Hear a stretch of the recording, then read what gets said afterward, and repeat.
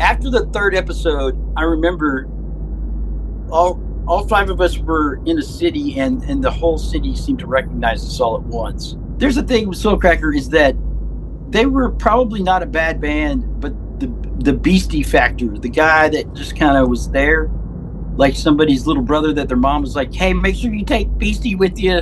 Josh Jonas was like, "What the fuck is this? Look, you are who you are. We're gonna film it, and if you look like a dick, then you're probably being a dick." Corey had a girlfriend. Fletcher had a kid. Oh, the personal stuff. And yeah, no, it was devastating. I mean, a month after 9/11, it was like, it's just gone. It's dead, and now it's not even gone. It's disappeared. Yeah, Corey's departure was the beginning of the end. I knew before those last couple shows that we played, the farewell shows. Yeah, Rex wasn't talking to me. Okay. And he didn't talk to me for 16, 17 years. My booze habit, especially after the band ended, it went into, if it wasn't already in high gear, it went into super high gear, to the point where I was having seizures. I think that they loved the fact that we didn't give a fuck. Putting out a rock record in 2025 is probably not the smartest thing to do, but whatever, that's what I do. Even though it wasn't a great idea, I was like, yeah, shit, I'm gonna be a goddamn musician. So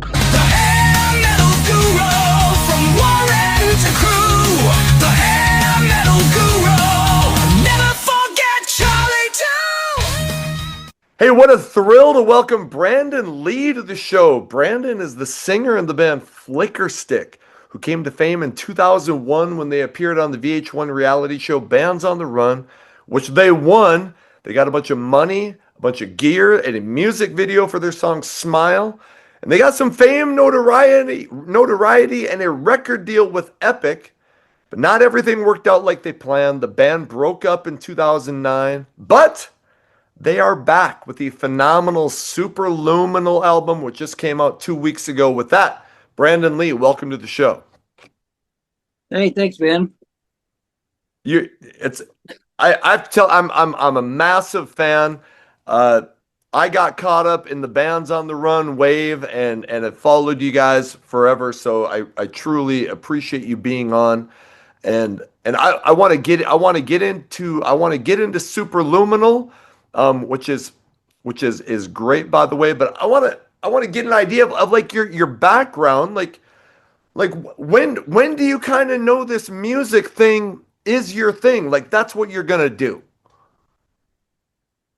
Oh man, well, my family's they were both in musical theater. My mom and dad were both on Broadway, so I was trained kind of like a drama kid, theater kid. Yeah. But they had nothing to do with music. So when I was 13, I started playing drums, and soon after that, I kind of knew that even though it wasn't a great idea, I was like, yeah, shit, I'm gonna be a goddamn musician.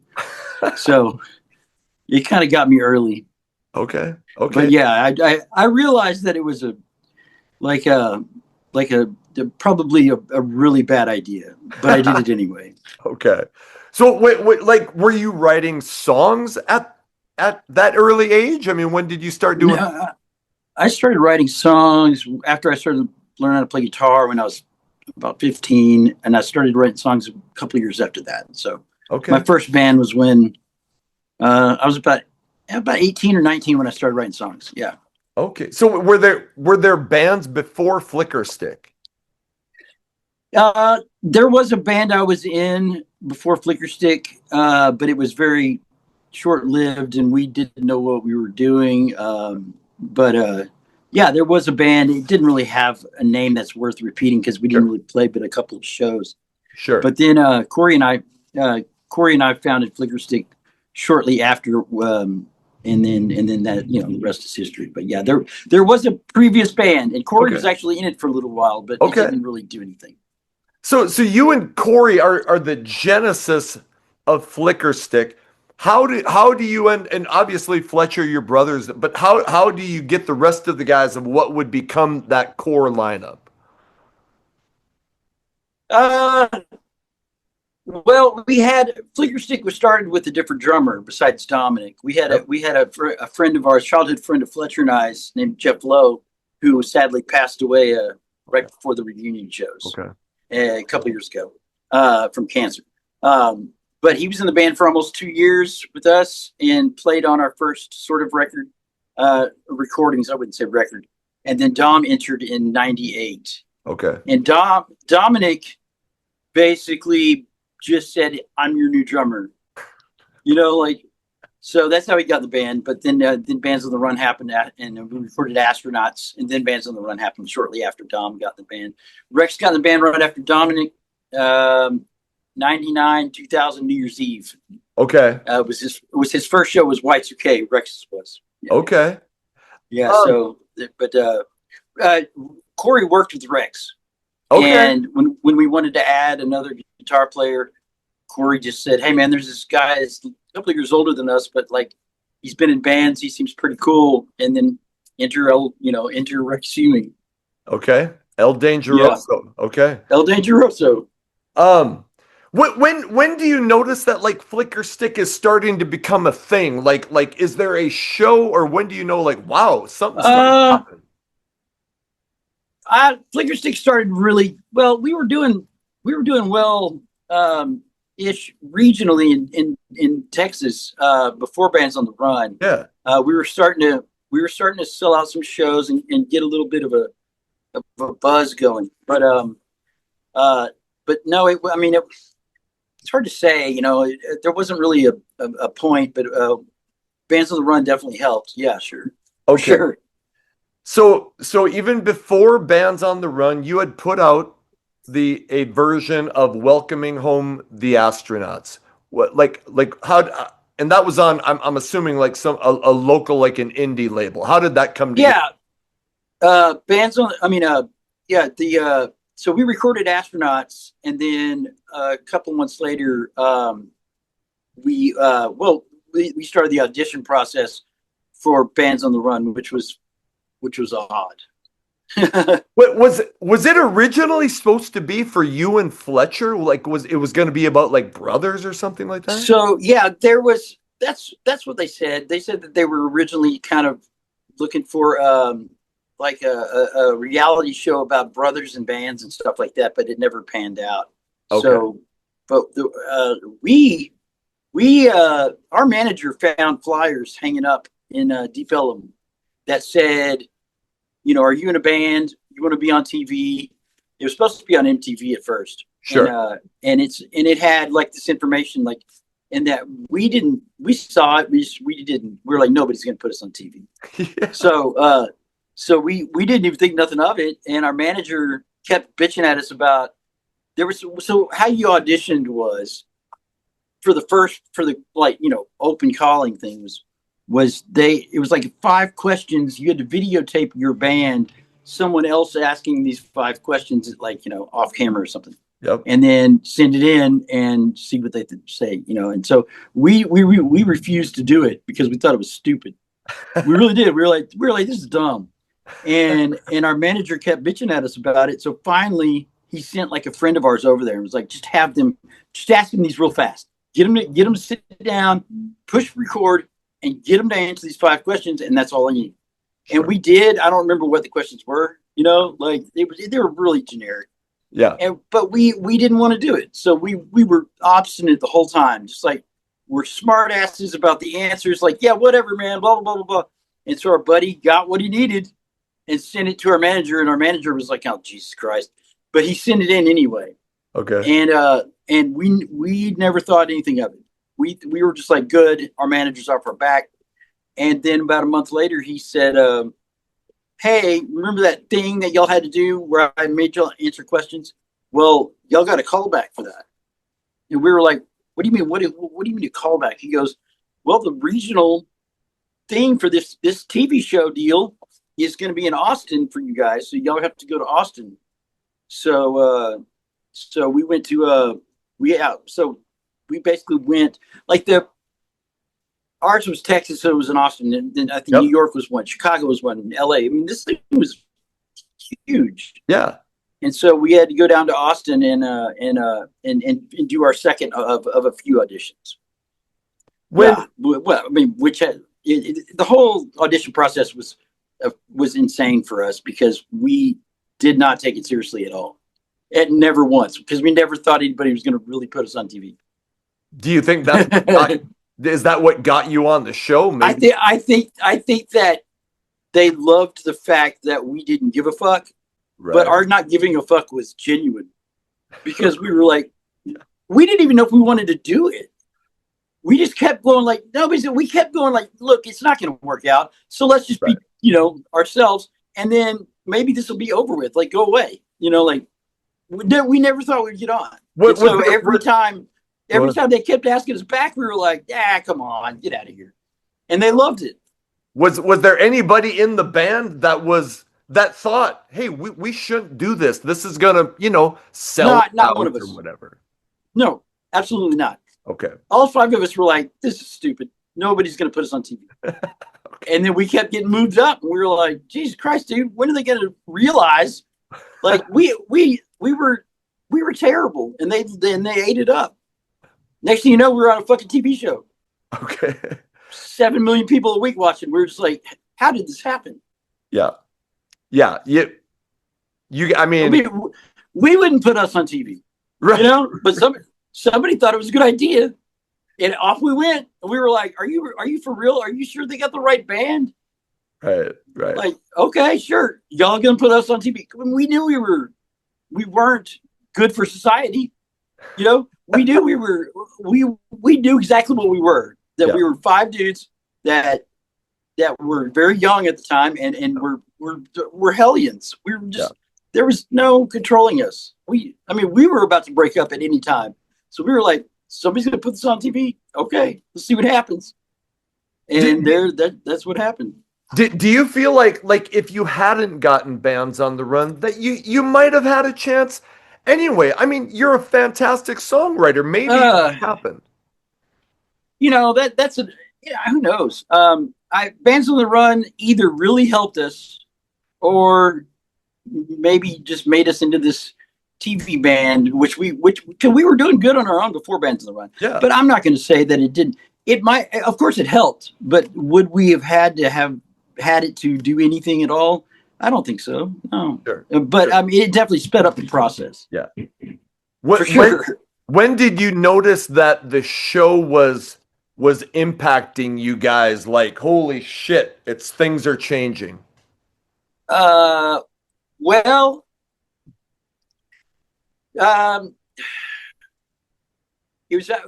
it took a few months to edit, right? And so it came out on April Fool's Day, appropriately April Fool's Day, 2001. Yep. And it took about 3 episodes. And because after the first episode, there was 4 bands on the show at the time, so there was very little screen time at first. Yep. So nobody really knew. It didn't seem like it did anything. Yeah. And so we kind of went out on tour. We went to Austin and played some shows. And then after the 3rd episode, I remember all 5 of us were in a city, and the whole city seemed to recognize us all at once. Okay. And from that moment on, it was like, this is really happening. And it got really big really fast, like overnight. Like we were like, it went from nobody knew who the fuck we were to like, because we were a band that was on TV, where most bands are just on radio and videos. Right. All of a sudden, our fame level went, like, we became famous very quickly. And I mean, not famous at our shows, famous at this truck stop in Omaha, Nebraska. It was bizarre. Do you feel like everybody was portrayed fairly? Whether it was you or the other bands? Yes. All right. So there's this thing about reality TV where maybe the other shows now are different, but it's really very basic. It's like, look, you are who you are. We're going to film it. And if you look like a dick, then you're probably being a dick, they didn't have time, nor did we have the patience, or like some people would go, oh man, some of that stuff is like scripted or whatever that y'all did on the show. And I was like, Dude, have you met us? Like, do you think that you could get Dominic and Fletcher to memorize lines and do like? No, like no. It's exactly what you saw is what it was. You know. Okay. Um, e- everyone who watched the show seemed to hate Soulcracker. Did you notice that? Did you feel that it was unfair, or was that pretty accurate? All right, Soulcracker. The whole Soulcracker thing. I mean, we had fun with Soulcracker off camera, which was Okay. very rare because we didn't really have any time off camera. There was one day a week that they would do these interviews, so we're not on camera, Okay. and we got along great with them. Now they needed a band to, I guess, they needed some kind of conflict, Yeah. and I think that you know. I think Soulcracker took it more seriously than we did, which is pretty obvious. But like, I mean, I felt bad for him. I did. I mean, I didn't realize that they were going to be that kind of demonized, or just maybe just not liked, I guess. And I had no idea we were going to be so liked, and it seemed unfair to me. But there's a thing with Soulcracker is that they were probably not a bad band, but the Beastie factor, the guy that just kind of was there, like somebody's little brother that their mom was like, "Hey, make sure you take Beastie with you. Make sure you find something for Beastie to do."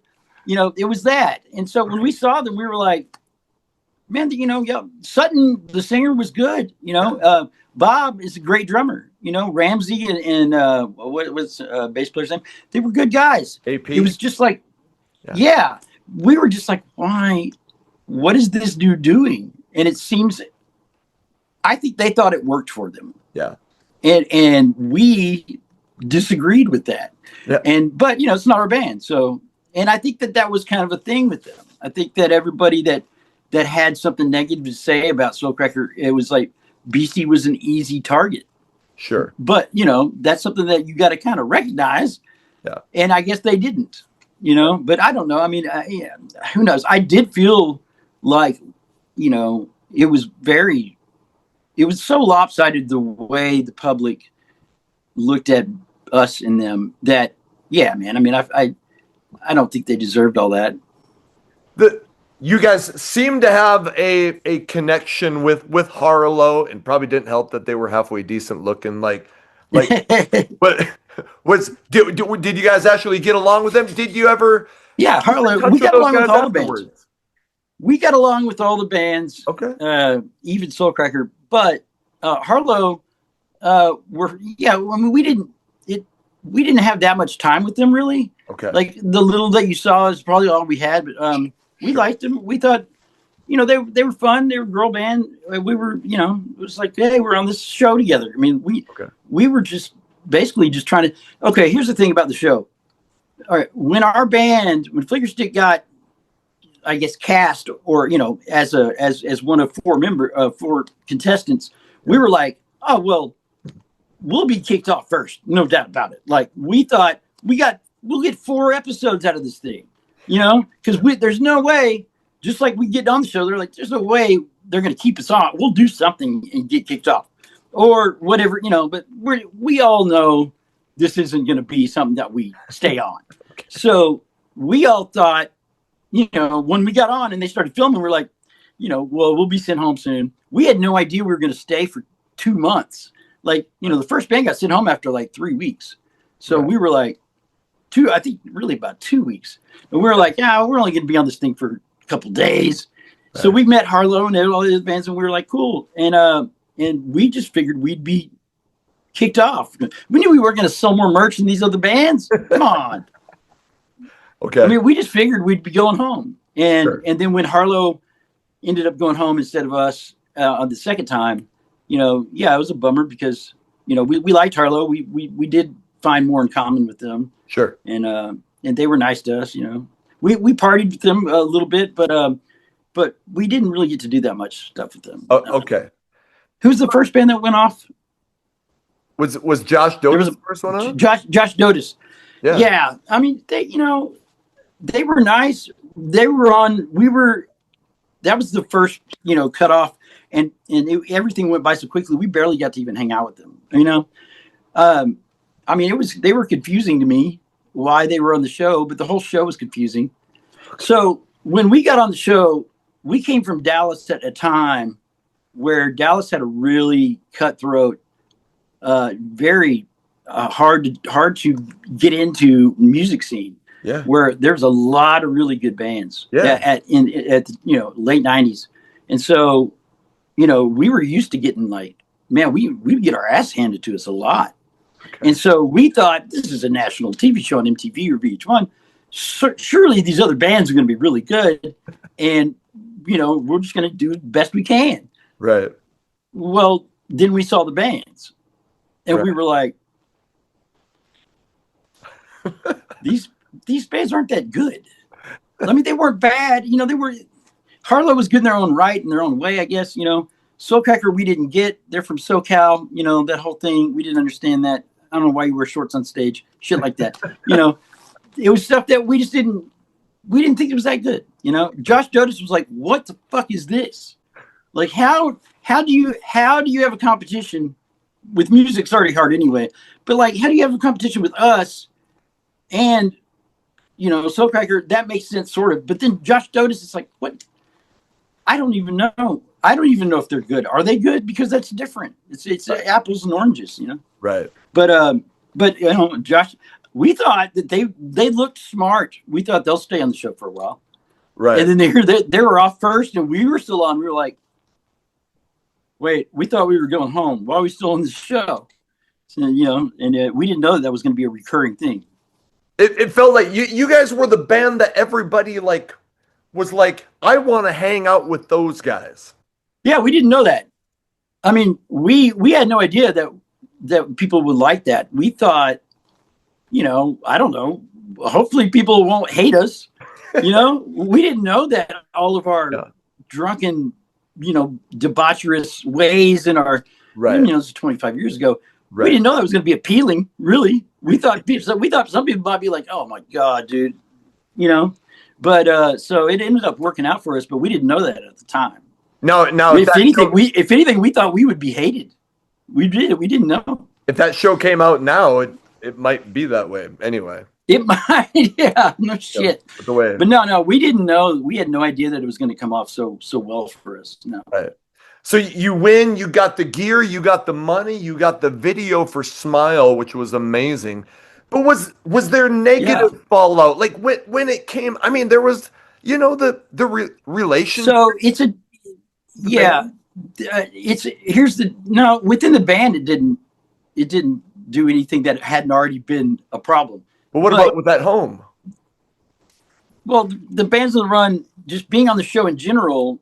So back then, it's weird to talk about now because people don't understand. But when selling out was a thing 25 years ago, that was a thing. Some people took that seriously. Yeah. Even we took it seriously by not maybe thinking that we shouldn't even be on the show, right? And now, to a modern crowd or audience, not being on TV sounds ridiculous with the voice and with everything else that's come, and social media and everybody's trying to be TikTok famous. It's like, why would you not go on? That's what you do. You're in a band. Right. You should go on TV. That's a goal, is to be on a show of any kind, right? Okay. It's a no-brainer. But back then, it was not looked upon like that. It was looked upon like, because nobody knew what reality TV was. And they were like, oh, y'all are that TV band. Nobody would say that now. Nobody would go, you're that media band thing. It doesn't make any sense anymore. But at the time, it did have, it had a lot of positive things that would go with it. But it had some negativity, maybe with some critics that weren't sure what to do with us, whether they liked us or not. And there's a lot of critics that were very nice to us, and we were surprised at the reviews that we got. And there were some that were like, "Man, it's not that I just like your band. I don't understand the TV thing, Sure. So I can't take y'all seriously." So that was the only thing, but that really wasn't that bad. And I was kind of thinking, Corey had a girlfriend, Fletcher had a kid. Oh, the personal stuff. And no, it was devastating. Okay. It was devastating. Our behavior was devastating back at home for all involved. Okay. In one way or another. I mean, my brother, he ended up they're still together, by the way. Yeah. Okay. And you know, so that, but it wasn't easy.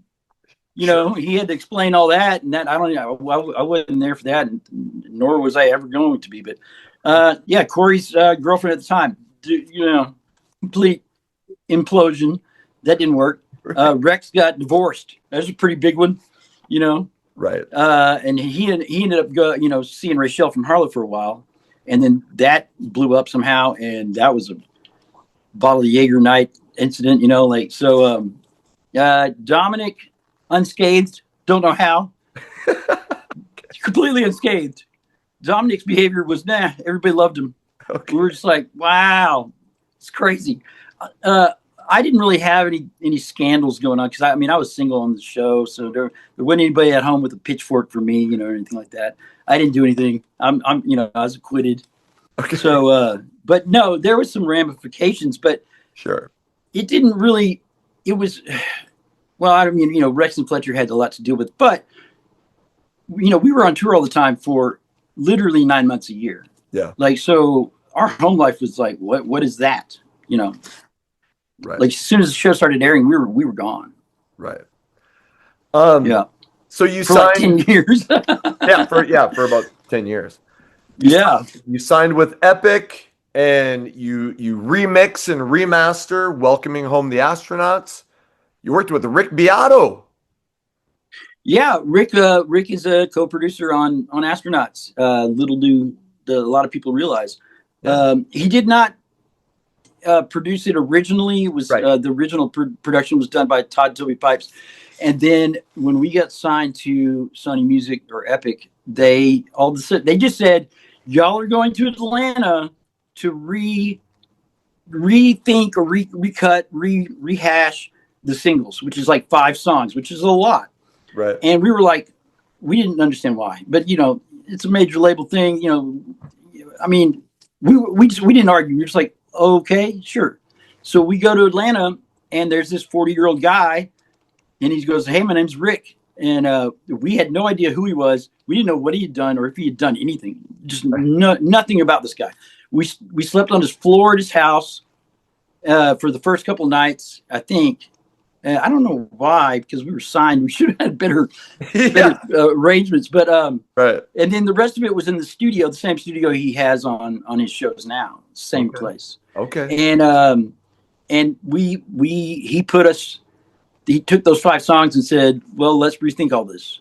And we used some of it. We did not use a lot of it. But Smile wasn't on the original Astronauts. So Smile we wanted to add because it was the video. Right. And so Rick did Smile 100%. Like that's his contribution to Astronauts. Okay. And then we used some of his retooling for Got a Feeling. Anything that you hear is different on the 2 not production wise, like songwriting wise, blah blah blah. That would be Rick. Okay. Rick Beato, the now extremely famous and successful Rick Beato. Yeah, there you go. There's the framed album flat for Welcoming. Yeah. I'll just say this. Yes, everybody loved that you guys were the party guys on the show. You know, we all identified with that in some way. But I think a lot of people just fell in love with that music on that show. Yeah. You know, and you keep hearing this if you're, you know, in the entertainment industry or music industry, it's like timing is such luck and timing is as important as talent almost, you know? Yeah. And that's true here. Like we had just finished recording Astronauts and just released it on a local indie label when we were whisked away to start Fans on the Run. So it had barely been released. So we basically had a brand new debut record ready to go. Right. And then after the Rick Beato retooling of a couple of things, you know, we didn't know it at the time. We didn't know it was going to be well received. We thought, hey, we finally got to make a record. It's our debut record. Let's see what happens. But we didn't know it was going to go over so well. And it still is kind of, it's staying like it's aged well. Yeah. I would have never guessed it. And when we made it in 2000, we just wanted to make a record that didn't get made fun of, you know, like we didn't know we didn't really know we were any good at this, you know, as what it's become now, you know. Right. Like now it's become this mythical record. Yeah. You know, it's funny. And half the record I don't even, it's weird. Half of Astronauts I love and I think it's great. But Corey and I were 21 years old when we wrote a lot of that, 22. There's half of it I'm like, I don't get it at all. I don't, I'd never been to Hollywood. I had no business writing about that. Never been on a talk show host, nor hosted a talk show. There was a lot of stuff where I was like, what the fuck was I writing about?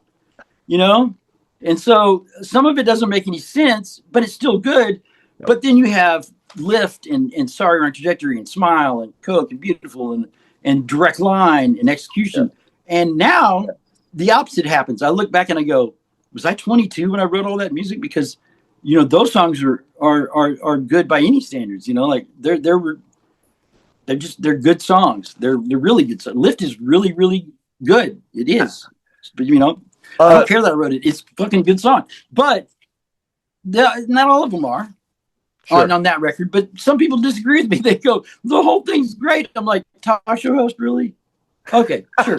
Let's go ahead. I mean, it's not bad, but it's not phenomenal. Doesn't even make any sense. A lot of them don't make sense. But I was trying to figure it out. Sure. I'm going to give a shout out to a buddy of mine, Jason Reed, who comes on this show and does videos. He has a Flickerstick tattoo for the song Lift on his arm. Oh, really? And he's just a fanatic. So the tattoos on about the band stuff is it's always great and it's always scary when you see somebody that, hey man, right. There's been a bunch. There's been way more than I ever thought would ever be. Has been like, dude, I got a tattoo of whatever Flickerstick stuff, and I'm like, some of them very, very serious. Right. Like this one dude had a whole half sleeve that was just albums, and I was just like, wow.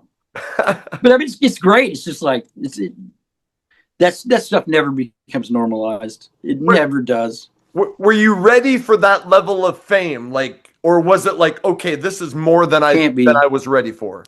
You can't be. There's no way. Okay. Well, fame is weird. It sounds stupid talking about it, all these years later, but it was real, and it came so fast.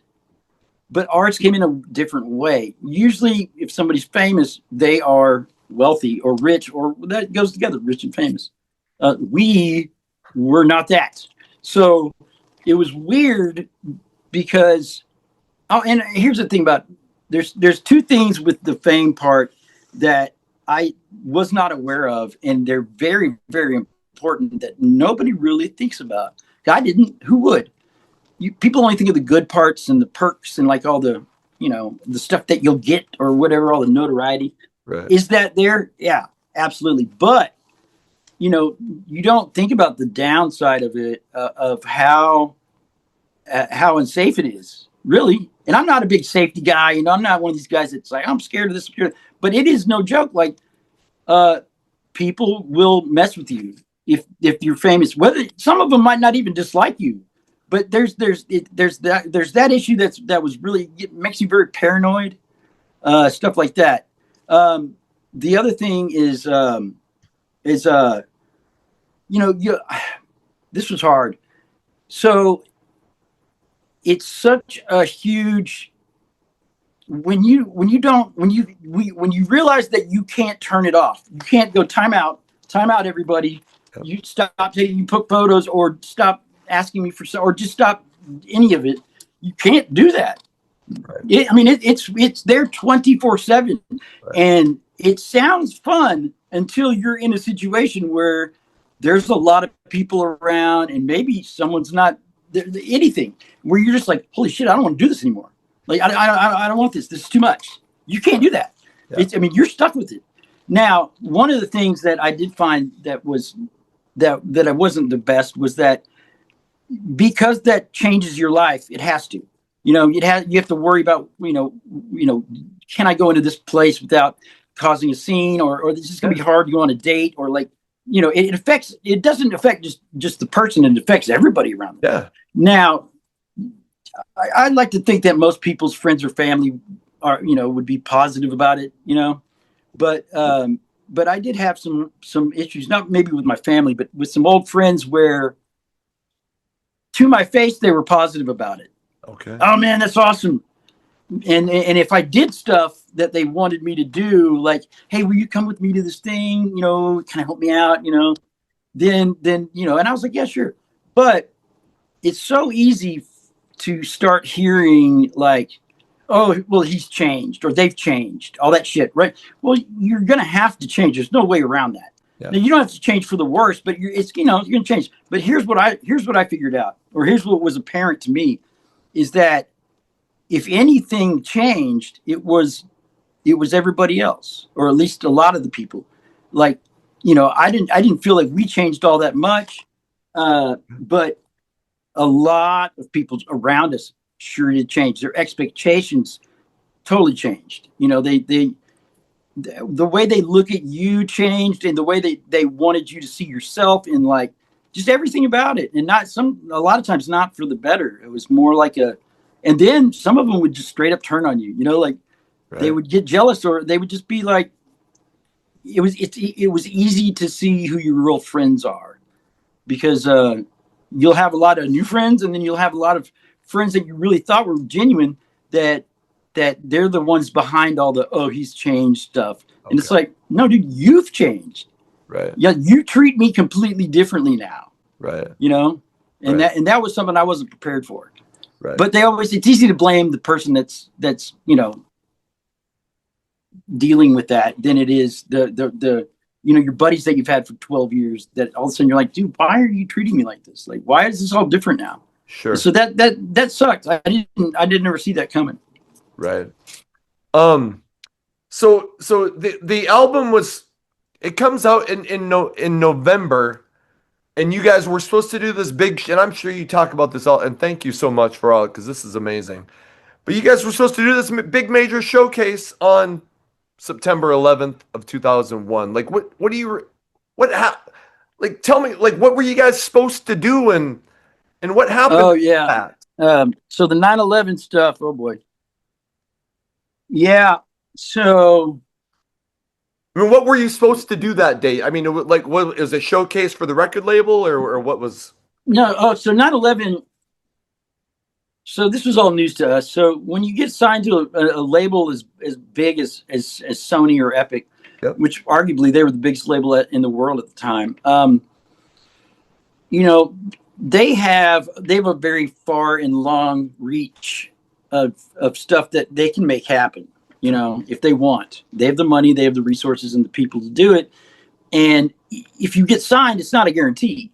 But if you get signed and they pick you to be one of the very few people that they're really going to push, and I mean push, then you're in a very unique position. And I didn't know anything about this, Well, when we got signed, because Bands on the Run was such a hit, or at least, you got to think about it. A lot of their promotion was already done. Right. They didn't have to promote a brand new band. Yeah. People had already heard of us. We were a buzz thing going on, and they were down with it. So we signed in I don't remember what month, but it wasn't very far behind. So like, we started touring in August, and then we had a meeting with Sony, and they said, so when y'all come back, y'all show is on September 11th at Irving Plaza, and what we'll do, that's a month away. So we're talking to SNL, we're talking to Conan, we're talking to Letterman, just all of the shows that are very hard to get. Yeah. And they said, we've basically got everything's lined up for y'all. It's just that in New York, and the way this happens is that we all kind of meet and see the band together. Our people connect with their people. It's a done deal. You watch the show, and then the dates fall into place. And they called it the machine. They were like, basically, if you guys, if the machine wants to make you huge, you're going to be huge. Okay. There's no doubt about it. You might not sell Pink Floyd amount of records, but life is gonna change greatly if you're chosen by a label like this to like really push the band into the next realm. Yep. And we were definitely that band. Why? Because they told us, they said, we have 5 bands that we're pushing out of all the roster this quarter. And this is so funny to hear in as us grouped in with this. He said, Celine Dion. We were like, makes sense. Michael Jackson. Yeah, sure. Why not? And then there's Incubus. And we were like, yeah, okay. And Tenacious D and you guys. And we were like, yeah, because those names all go together, Yeah. So, but in their minds, they were like, why are you laughing? This is what's going to happen. So they said no. So see you in 3 weeks here in New York. And, everybody's going to be the president of the label it was not Tommy Mottola, is the girl, the woman after him. Okay. Sorry, I got something stuck in my lip. Oh. Like every big wig from whatever their machine is, we're all going to be there. Some had heard of us, some had not. Everybody was going to fall into line, have some drinks, and then they were going to go, okay, this band's the new band. And so we were on tour and just waiting for that day, really. And we had a day off on 9/10, and we pulled into New York, I think that afternoon. And everybody was just ready for the show. I mean, it was a life-changing thing for us. It was literally going to change everything for us. We were already doing well, but we knew that it wasn't going to stick around unless we did something, And right. And so, yeah. So then the next morning, I woke up and I woke up because I felt the building shake, And we're staying in Lower Manhattan, by the way. So, yeah. And so I woke up. Corey was passed out around the toilet. He had gone out with the guys the night before, and was not with the living, and it didn't even faze him. And so my hotel room and my phone in the room, like the room phone of my hotel, rang, and it was our manager, who was staying on a different floor, and so he called me, and I was like, what's going on? And he goes, dude, turn it. Did you feel that? Turn on your TV. And so I turned on the TV, and there was, one playing. And he goes, I guess somebody, missed LaGuardia or something. This is crazy. And I was like, yeah, man, that's pretty wild. We didn't know what it was yet. Yep. It was still like, was it a tiny plane? Was it I don't even know. Was it the Chupacabra? I don't know. So, and as more information was coming out, we were, talking about it, and I was like, neither one of us thought it was, like at the scale that it ended up being, of course. Right. But we were like, man, this is crazy. Wow, this is wild. And I remember the sound when it shook the building, not that long before. And as I'm on the phone with them, we're talking, I hear the same sound. And then the building starts to shake again, even more so. And the explosion this time was a lot louder. I guess we were a little closer to that tower or whatever. Right. And then it was my manager. I remember him just screaming at the top of like a young boy. Just blood curdling scream. And I was just dead silent. But before that, when that sound started, he asked me, he said, hey, can you see anything? Because my windows it's like a brick wall. Mm-hmm. So as I was opening the curtains is when the plane looked like it was about to land on our hotel room. Like we were that close. And then, yeah, I couldn't see it in the building, but I saw the plane go to the building. Like he was right. The plane looked like it was like this. Right. And so yeah, then that, so that happened. And we were stuck there for that whole day and night, of course, of course the show got canceled. We did that. Of course. But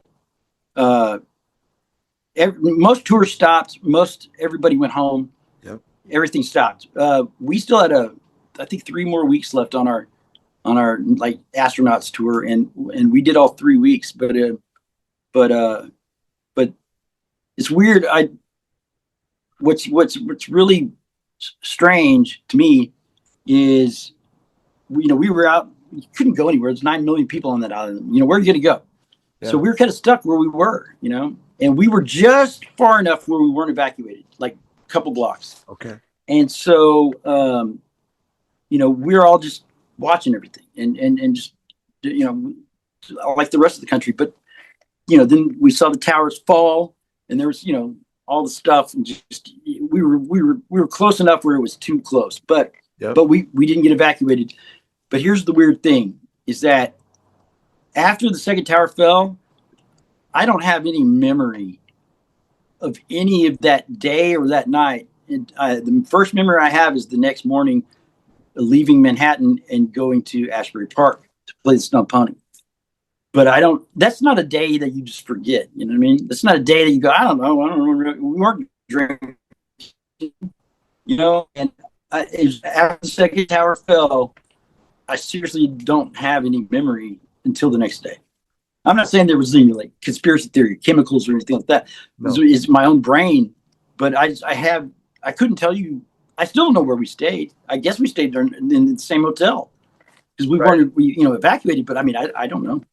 And what's weird is that I hadn't said that until recently, and I was talking to my brother because it was for an interview for a documentary that's coming out. Okay. And so when Fletcher had mentioned 9/11 too, after he was done with this segment, I was watching, and I said, "Hey, where did we stay that night on 9/11?" And Fletcher goes, "You know what, man? I don't know. I can't remember." And I said, "What do you mean you can't remember?" And he goes, "It's all hazy, dude. I don't really remember a lot of that day, except for the morning." And I said, "Me either." And he was like, "For real?" And I said, "Yeah, no, I'm like for years, for 22 years now. I mean, I'm like, I don't really remember anything after the towers fell." Fletcher's like, "Yeah, man, I really don't either." And we just left it at that, like, yeah, we don't know why. It's like a Jacob's ladder thing or something going on, but like, I don't know I never asked the other guys because it's not something we talk about really a lot. But no, yeah, it's weird. And that tripped me out though. And this was like a couple months ago when Fletcher and I had this talk. So yeah. It's bizarre. I thought he would be like, "Oh no, we stayed here and then we did this and then that happened." And he's like, I don't really know." So when but it stopped everything. Okay. I mean, like, now not for us per se at the time because they didn't drop us. They started dropping bands left and right. They kept us. But here's the thing: Beautiful was not the hit. Never was. Smile was never supposed to be the hit. Smile wasn't chosen by Epic, by the way. Excuse me. That was a VH1 thing. Then Beautiful. So if you're fortunate enough for the label to think that you have more than one hit song, if you have 2 singles, 3 singles, or God forbid 4, that's good. That's a huge thing. And so they like to put them out strategically. Yep. And so now if they only think you have one hit, they're just going to put out the one hit. You know what I mean? Right. But if they think that you have more, especially if you have more than 2, then they'll put out what's called like a lead single, which is not the hit.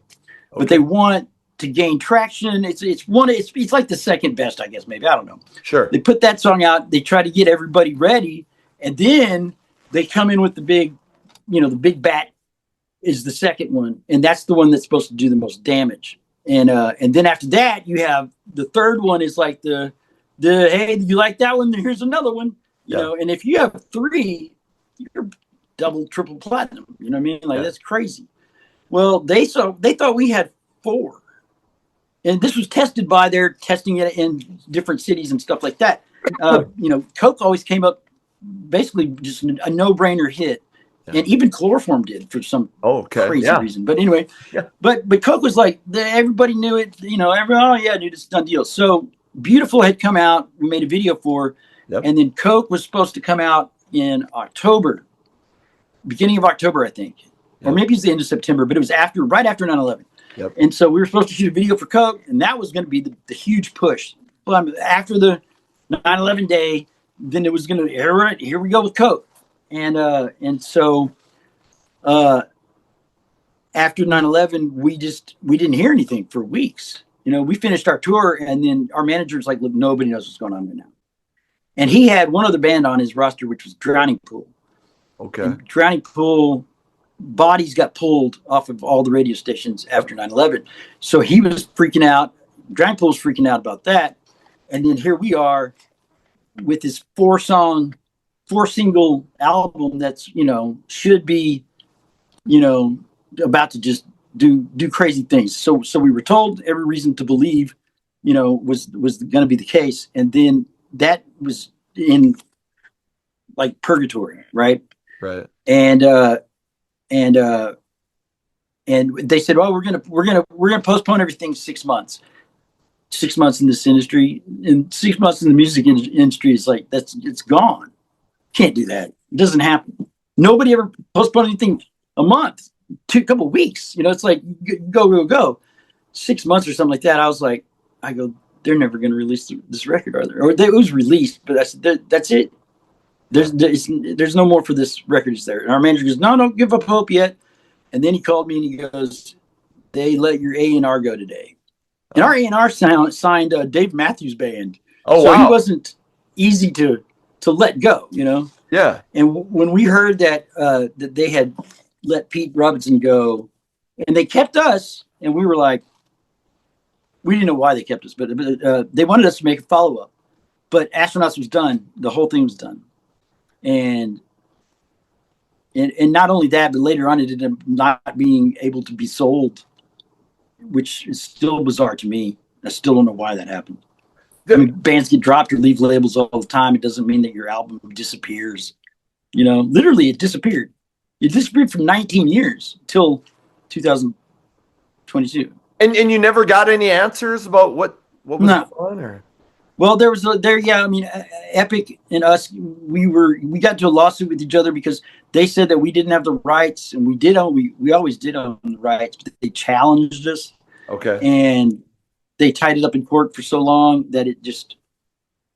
And during that process, the album just it couldn't be made duplicates of. Sure. Like it couldn't be re-duplicated, and nor could anybody else sell it, or us, or anybody. So it literally disappeared in a year or so, and you could find them on eBay or something like that.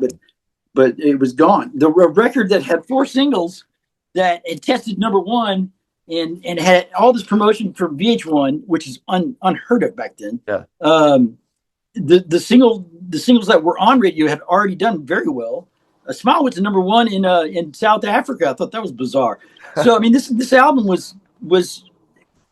I don't know if there's, and I was told this by another, industry guy. It's like, if this album doesn't have the, right amount of positive things behind it to blow up, then I don't know what does. Because, the TV show alone was a game changer. Yes. And so, and then, a couple of weeks, maybe a month after 9/11, it was like, it's just gone. It's dead. And now it's not even gone. It's disappeared. Right. Can't even buy it. Can't find it. It went from about to make a couple million copies to possibly be sold to now you can't find it anywhere. Right. That was a heartbreaker. It absolutely changed all of our lives forever. I mean, not to mention the actual tragedy of the terrorist attack. Not to mention that part of it, but like on top of that is like everything that was supposed to be there was there, and then it was just gone. What were the like when you realize that, okay, shit, the label isn't gonna back the machine, like you said, the machine isn't gonna get behind it. Like what are the relationships like in the band? I mean, you guys had always been a lot of you can watch it on if you have the time and you're so nerdy about the band to do so. I am. If you watch any performances that are pre 9/11, even Bands on the Run, or just any of the shows, there's a lot of shows that we did. We did enough touring to have some footage of us before 9/11. Yep. And look at the band performing and just how the energy is after 9/11. And it's almost like two different bands. The pre 9/11 band, especially after Bands on the Run, there's like 6 months in between that being aired, and then 9/11 happened. I mean, we were on cloud nine. Like there's nothing that you could do to us back then for those 6 months. I mean, everything came true, was coming true. We had a blast. We were all getting along. Yeah, we're still drinking a lot, but that wasn't going to stop anytime soon. And then but we all of a sudden we're on a tour bus and have a record deal. I mean, the band was as happy as could be, personally and functioning as a band. And then the band after 9/11, it's not the same band, and Tarantula reflects that musically. It's a different record. Astronauts it's got an optimistic tone to it. With Love Will Survive, there's a lot of, especially lyrically, a lot of the songs are more, maybe not positive, but they are hopeful. Yes. Of a young person, young man, ready to take on everything. Kind of a record, like where it doesn't seem to be too, like, things they might be okay. Don't know, but I'm up to the challenge. Right. And then after 9/11, and then you get Tarantula in there, it's a completely different ballgame. It's a completely different mood. The mood shifted to darker themes, centered more around like paranoia. There's a lot of weird stuff that all that has that you don't think about, like I said earlier, and it messes with your mind. It really does. Like do people that I meet like me for me? Just a lot of the weird shit. And that record was all about, massive change in your life quickly, where 9/11 and the being, can't go anywhere for many years and stuff like that. It made it where Tarantula is great. I think Tarantula is better than Astronauts, I would say. Okay. I hate to say that, but because it's like, I don't know, it's hard to even explain that, but there's parts that are probably better on both. But sure. Tarantula was a pretty difficult record to make, and I'm very proud of it. But it's a very much a mood shifting away from Astronauts easily. Right. I think anybody could probably tell that. Yep. Yep. So Dominic was let go in 2003. So I mean, obviously things were starting to change. Oh, Dominic.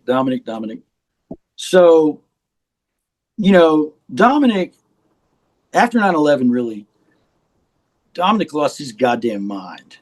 Okay. As much as that, I'm not, it's funny, but I'm not even really playing around. I mean, so let me say it this way. When Dom got fired, and by the way, he was fired. He didn't quit. There was a vote. There was 3-1, and he was out. Okay. Well, the reason why I'm saying this is because there were people that would come up to us right afterwards, and they would go, "Hey, we heard about Dominic," and we would go, "Yeah," and they would go, "I don't understand. Like, what was he doing to get fired from this band? Like, was there a line that he crossed that we don't know about? Because, like, what was he doing? Like, y'all fired him for basically bad behavior. Like, y'all are all lunatics. Like, how did Dominic stand out so much that you four became the voice of reason and said, we have to have some kind of order, Like, they're like, what did he do? And I'll tell you, that is how nuts Dom got. Because we had not calmed down. We were still out there drinking way too much. There's some substances going around, and just all the fun that you would think we were having. Sure. And then there was Dom, and it was just like, oh my God. But it was more like he would just do whatever he wanted, whenever he wanted, and then not even try to hide it or like try to get along. He would come in and physically try to fight every member of the band. Right. Physically. And Dom couldn't fight. He knew that. He's a terrible fighter. And he kept waking up with these black eyes. And then he would wake up the next morning and be like, look what y'all did to me. We're like, you tried to fight all of us. Somebody punched you. Shocking. It's going to happen again tonight. Watch. And this went on. And we tried. We were like, dude, Dom, stop. Like, you got to fucking chill out. I don't know why we're the enemy, but you disappear. You come back 15 minutes before we go on stage. You barely make it through the show, and then you try to fight us all every night. Right. And it came to be too much, you know? Right. And so, I was the one that voted to not fire him. Okay. Okay. And it's not because I just thought he was a great guy and all. It was because I thought it was more important to keep all five of us together. Yeah. And I thought maybe he would pull out of it. Maybe he would have, but he didn't get that chance. Yeah. But I did like Dominic, and I knew how much Dom brought to the table as a band member, because he wasn't the greatest drummer in the world. He'll be the first to tell you that. But it wasn't the drumming. It was him playing drums, but it wasn't his technical ability. Dom had a presence. One of the few drummers I've ever seen, like a Keith Moon kind of a thing, not comparing him directly to Keith Moon, but like Keith Moon was more than just him playing the drums, in the band. Yeah. He was that, right. Dude, it's Keith Moon. Like, he's going to do some crazy shit. He's got that energy about him that has nothing to do with his musical prowess. So Dom was the same way, Right. Not the best drummer in the world, but he had a lot of qualities that either on stage or off that helped us a lot, or at least the fans liked it and everybody else liked. And so I didn't want to see that go, but he was uncontrollable and had to be stopped. All society needed to stop. You put out, and we talked about Tarantula a little bit. You put out that EP that had the DVD to Madagascar and back. Yeah, that was just like a teaser. That was like I don't even know why we put that out, to be honest with you, dude. I think it's because Tarantula was going to take another year. Okay. And oh no, all right, low battery, but I still got 20%. We're good. Okay. Well, so that just came out as like a filler thing, like something because we knew we were going to have a new record out for another year. Okay, sure. But, Corey left in 2005. I mean, like, yeah, that was a bit of a problem. Okay. But Corey left after the second Tarantula tour, and he just left. And I mean, I know he and I weren't getting along, and I mean, we are now, friends again, and I talk to him quite frequently. Okay. Not every day, but like, we didn't talk for 15 years, so that tells you something. Oh wow. And since the reunion stuff a couple of years ago, I'm there's probably not a week that goes by that I don't hear something from him or him from me about whatever. But yeah, he just up and said, I'm done. Shocked to all of us. Okay. Just left. Okay. And we didn't hear from him, or I didn't. I don't think most of us did for a long time. But I mean, they stayed in touch. The other guys did, but I didn't really stay in touch with them. I was hurt. I felt that he jumped out on us, Okay.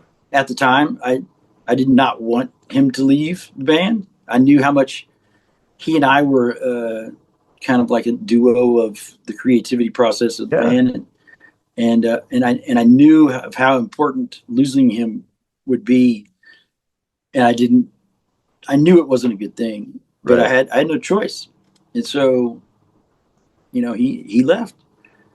He said it was, because of his new wife and they wanted to have kids. And all that's true. I mean, I think that he was nice saying it.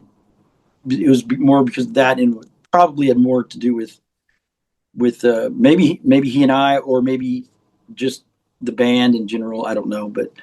But luckily we had a friend of Corey and I's who Corey recommended. He said, get Tim. Tim would do great at doing what I do, and Tim was at Tim Locke, and Tim was a guy we both looked up to. He's older than us, an amazing musician and songwriter, and Tim happened to be in a position where his bands he was in between bands, kind of starting a new one, and I knew that he was still young enough to tour, and he wanted to, and he loved Tarantula and Astronauts, and of course he jumped right in, and Tim Locke saved the band. Because replacing someone like Corey is almost impossible. Right. I mean, it really is. I mean, I still can't believe that we lucked out. Just had a guy literally waiting there, Like, Right. y'all gonna ask me? You know, so it was that easy. Sure. Which, you know, I mean, it was Corey, and Corey knew that, but it didn't make it any better of something to have. I still would have not wanted it to happen, but Tim was amazing, and he stayed in the band for 6 years until the end. You know, Okay. You know, but yeah, Corey's departure was the beginning of the end. I knew then. I knew we weren't ready to stop, and none of us wanted to. Yeah. But I also knew that I knew then that it was going to be very long downward spiral of probably places you don't want to go. Right. You know, I mean, after where we were, and then 9/11, and then this progression of, you know, you could connect the dots. What's going on here? You see behind the music, Yeah. you know, and it was like in real time. I'm like, oh, this is the part where the other founding member departs. Where does this story go from here? I don't know. Oh, I'm sure it's going to take a left turn just straight back up. You know, no, I knew where we were going, Right. but we didn't want to stop it. You know, we still wanted to play. We still wanted to be a band, and we knew it didn't have to be over. But I knew that it wasn't going to be easy. Right. And I think a lot of that is some of that is why Corey left. I think that Corey's always better about seeing the future more clearly than I ever did. Okay. You know, Corey's one of those thinkers that's why he's good in business. It's like he can see around corners, man, all that shit. Which he can. I'll be honest with you. The guy's very smart at that. I'm not. And I think he looked around the corner at the Tarantula tours and went like, we were in a bus, now we're in a van again. You know, yeah, there's still people, we still got fans, but I mean, the chances of us going back into this, you know, the upper echelon of things that were, and it's hard to come down when you know that that's where you were, or that's where you kind of should have been or could be still, and didn't work out, especially by something that really was out of our control. I mean, there's a lot that just went like, and I think Corey's was like, you know what? I think it's going to get really hard from here. Yeah. And I think he went, I'm getting out before that happens. Right. Before it really gets tough. Because we were also starting to show signs of the extreme lifestyles that we were living. You know, that was finally starting to catch up to us a little bit. Especially to me. Okay. You know, I was always able to drink a lot and then still function, and so was most of us, you know. But one by one, it was starting to show. And when Corey left, I had kept some vices at bay that everybody else, or at least a lot of us, there was stuff around a lot, and I chose not to partake, just because I thought you know, there's too much at stake. You know, I didn't want to jeopardize it, but I was still drinking very heavily. Well, after Corey left, it was like all bets are off, and so into the wormhole of whatever's on the menu. Let's just do it, because I kind of knew like this is going to get hard. Okay. And so if it's, you know, might as well see what it's like. And I'm not saying that was the best decision in the world, but that's what it was. Now, I don't think it definitely didn't like make anything happen that wasn't gonna happen, but it was I mean, if shit wasn't already out of control, it got real out of control. And you were always known as a drinking band, but I mean, I'm guessing that it went beyond drinking. I mean, you kind of hinted at it, but yeah, well, I mean, yeah, well, Flickerstick was a booze band for sure, but it wasn't always just booze. There was always some other stuff going on. I mean, no heroin per se, but like there was not. It wasn't just Bud Light. I'll say that. Okay. When did? Oh shit! That's my phone. That's me. Oh, there we go. When did Fletcher leave? Yeah. Well, Fletcher left when the band ended. That's what ended the band. Oh, okay. I thought Fletcher. Okay. No, we had to play our final shows without Fletcher because we owed money to our current manager at the time, who was going to sue us. Okay. We didn't square up with him. Okay. Fletcher did not tell any of us and said, well, I found out through a mutual friend of ours. Fletcher didn't even tell me. He said, did you hear about your brother? He leaves in a week or two. And I said, what do you mean we're going in the studio? And he goes, are you sure about that? And I was like, what are you talking about? This was somebody that Fletcher was very close to. And he goes, signed up for the National Guard a couple weeks ago.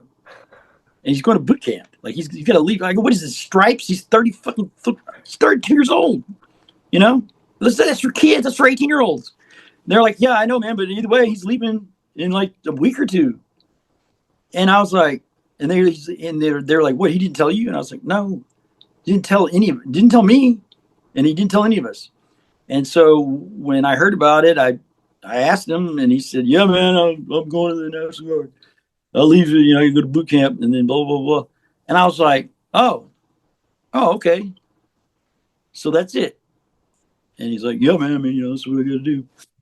And so, and that was it. And so the band didn't want to stop, but I wasn't going to replace another member. Not because it was just my brother, not because of any other reason.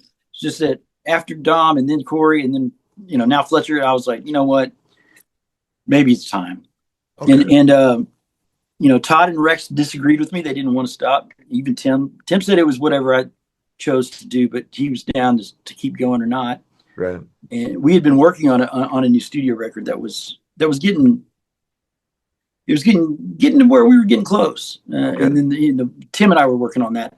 The band was going to start kind of putting their stuff into it, and then that's when I heard about it. So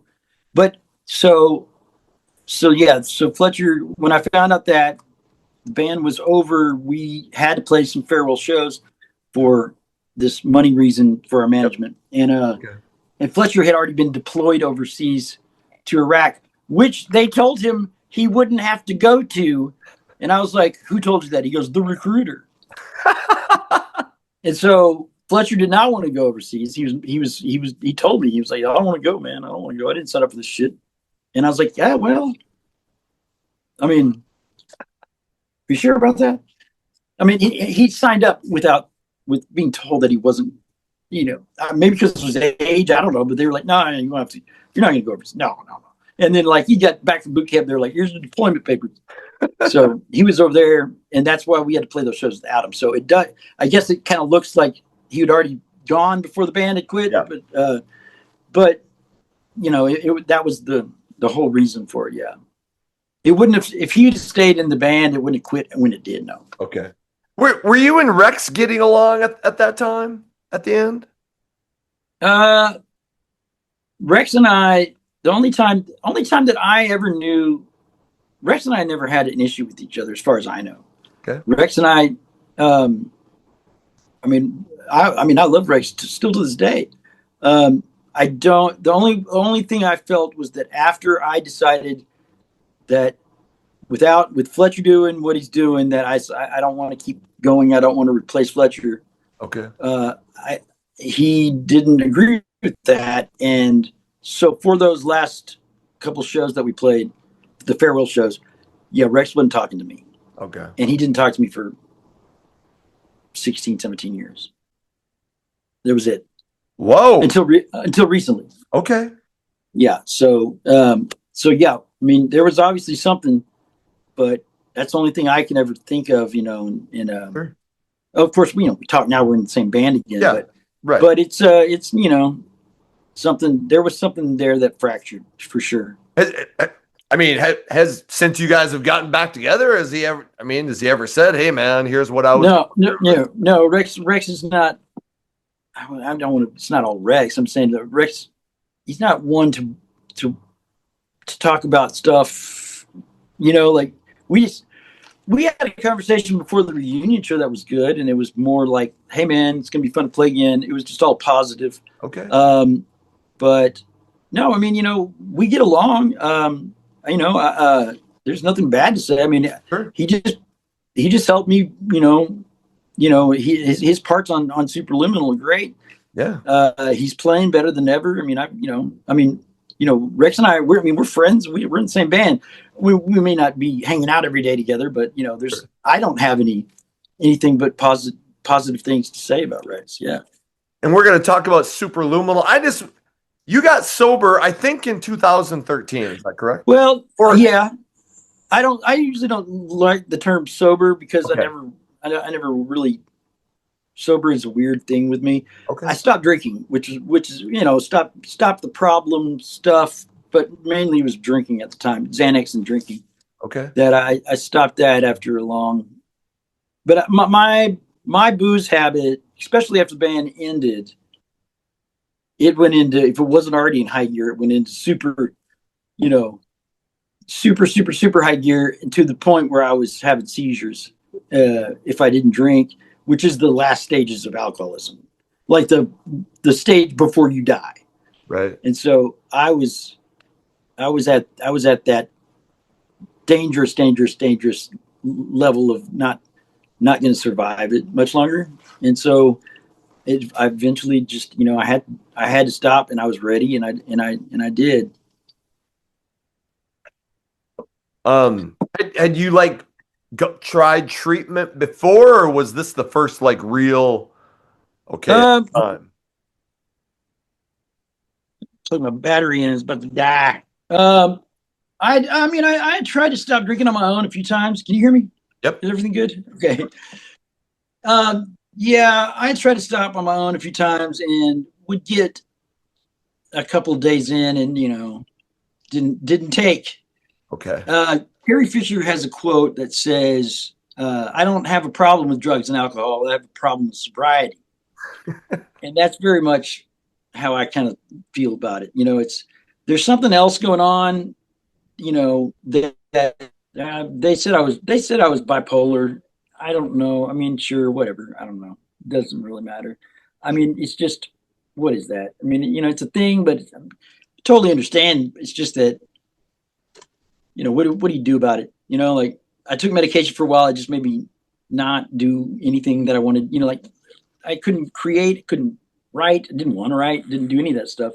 But, I just, yeah, being completely sober to me feels odd. Okay. Where I think that most people, it doesn't. It shouldn't, you know. But for me, it feels like I've got, I don't know, like I'm in quicksand or something like that. So you tend to get out of that by self medication. Not always with drugs and alcohol. I mean, it could be anything. People that have this thing that I'm talking about, Yep. they could stop the booze and go to religion, or they could go to working out excessively every day. Yep. But there's still something there. You can always tell Yep. somebody's got something that's always there, that their energy is going to Yep. to level the something that's not level. And sometimes you overcompensate for it, you got a problem. And then, but I don't know. It'll change around, but I mean, I don't think I'll ever just be someone that's just so, I'm, I'm, I'm sober. How's it going? This is what life is like. I don't know what that means. Right. You did a couple musical projects after Flickerstick, the February Chorus, Jetta and the Ghost Tree. Yeah. Jetta and the Ghost Tree was, yeah. We made one album, and I think it's really a good album. It's with completely different people. Jetta being my niece's name. She's Right. 22 now, Okay. but at the time she was like 10. She's on some of the artwork and stuff like that. Sure. But yeah, no, it was fun. It was a short-lived band that never really broke up. Just kind of just went on hiatus. Okay. But we might get back together and do a reunion of that album. Okay. Just maybe for fun. Sure. We're talking about it. Sure. Yeah. Did it take you a while to feel comfortable performing without drinking? Yeah, for sure. The very first few shows without drinking was really strange, and it didn't get better for a while. It took a while. Yep. But now it's not a big deal at all. I don't even think about drinking anymore. I haven't for years. I guess I'm a lucky one that I don't have cravings. I don't. Okay. It's been almost 15 years since I drank, and It's just something that I did, years ago, Okay. and that's about it. But it doesn't. At first, it was difficult, but now it's just like I don't even know. I don't even think about it. Okay. Okay. In 2021, you on the 20th anniversary of Bands on the Run, you put out Welcoming Home the Astronauts was reissued on vinyl, and then what everybody was Yep. waiting for in January of 2022, there was a reunion show with the original lineup. How the hell did that come out? Uh, well, the reunion show came about because Corey and G.I. Sanders and that company that does the vinyl records, they wanted to put astronauts onto vinyl, which it had never. We had nothing on vinyl yet, Yeah. and so all these years later, I got a call and said, "Hey, man, what do you think about re-releasing astronauts on vinyl?" And I said, "Yeah, that sounds great." Like, okay, I mean, what about all the lawsuit stuff? And he's like, we'll work on that, but I just want to make sure that you're okay with that. Yep. And I said, yeah, no, I'd love to.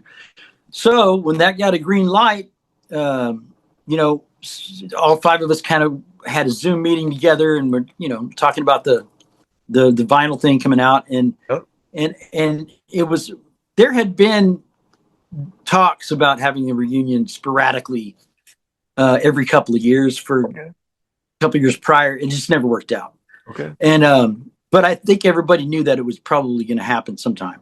Okay. And so with that getting us all together and talk again, it seemed like we were finally at a point where we could all do it for many reasons. And I think that we were all happy that one of us hadn't died yet.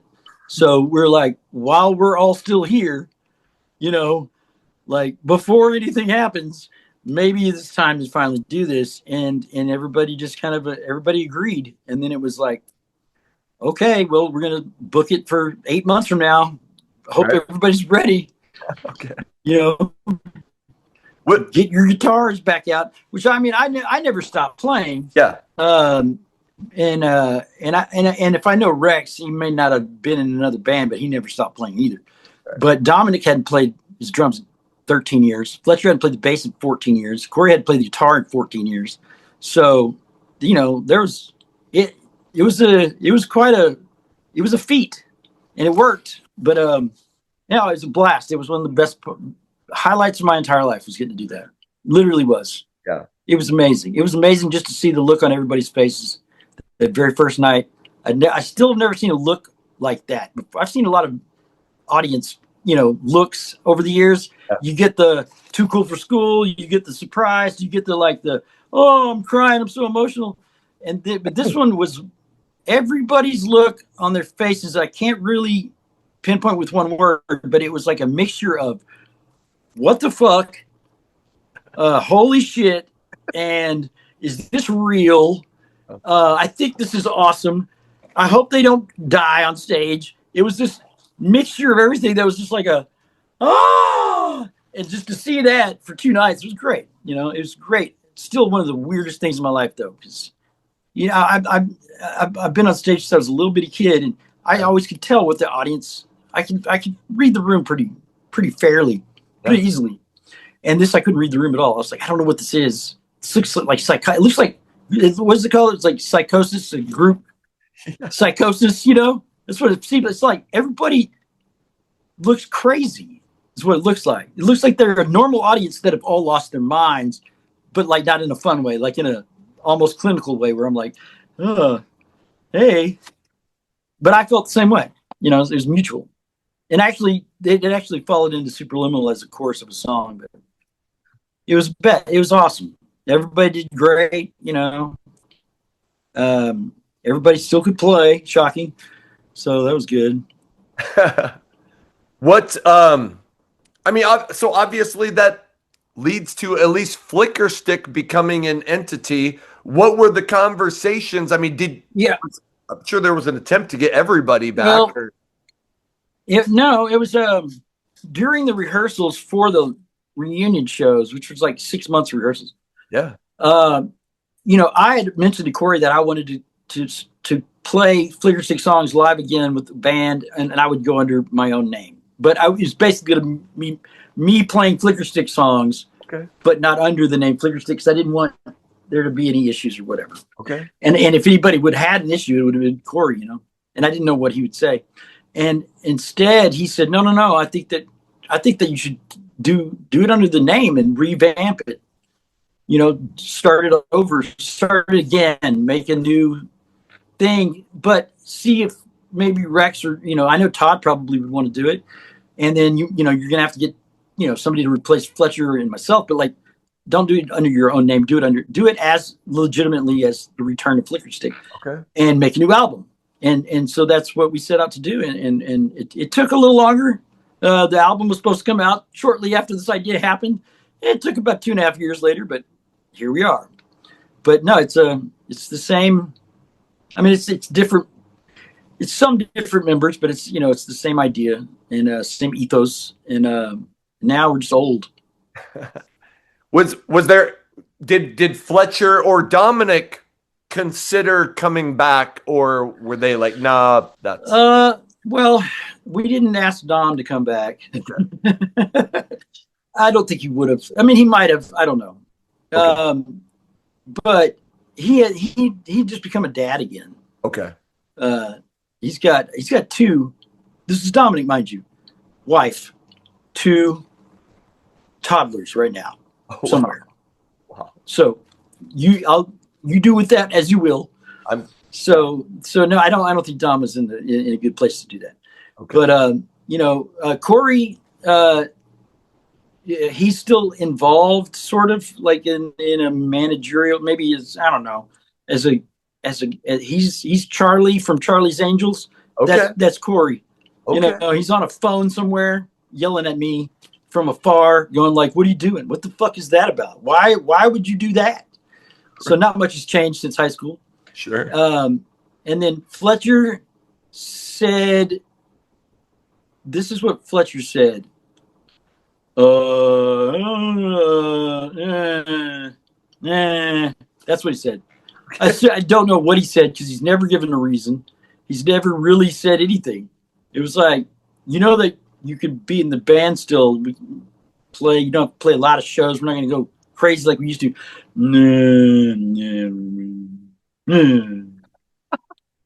So I don't know. That's literally what I know. Why didn't Fletcher do it? I don't know. He said he mumbled something to me. Okay. Didn't seem excited about it. So I really don't know. I don't know why Fletcher hasn't. He had every opportunity, and I would love for him to be in the band, but he, I guess, doesn't want to do it. I mean, he's made that kind of known, but he's very cool with it all. But why? Not a clue. Okay. Who wants to, in their 50s, be a part-time rock star that gets paid for it and doesn't really have to write anything and everything's done? And every couple of months you got to go play like maybe 4 or 5 shows, and then you come back. Everything else is done for you. That sounds like a terrible plan. Yeah. I mean, I don't know. Nobody wants to do that, right? That doesn't sound like anything you want to sign up for. Nah. I'd sign up. Well, Fletcher's not really into that. Okay. That apparently, nah. I got other things to do. Okay. I don't want to go play Rockstar every 3 or 4 weeks for a show or two. Right. Whatever. But hey, I don't know, man. I stopped trying to figure my brother out decades ago. Okay. This is personal, but do you guys hang out ever? Or Fletcher and I, not really. I mean, I love my brother, we're family. Yeah. But no, Fletcher, he and his wife, they do their own thing, I don't know. Okay. But we're not 2 brothers that hang out all the time. No. Okay. Sure. But not much. There's many reasons, maybe, I don't know, but like, it just is what it is. I mean, we see each other sometimes, okay, and we're cool. Okay. He comes to Flickerstick shows though. Oh. He almost got thrown out of the last one because he was throwing at Fatima, who's our now bass player. Yep. He was throwing a cup at her or something from the audience.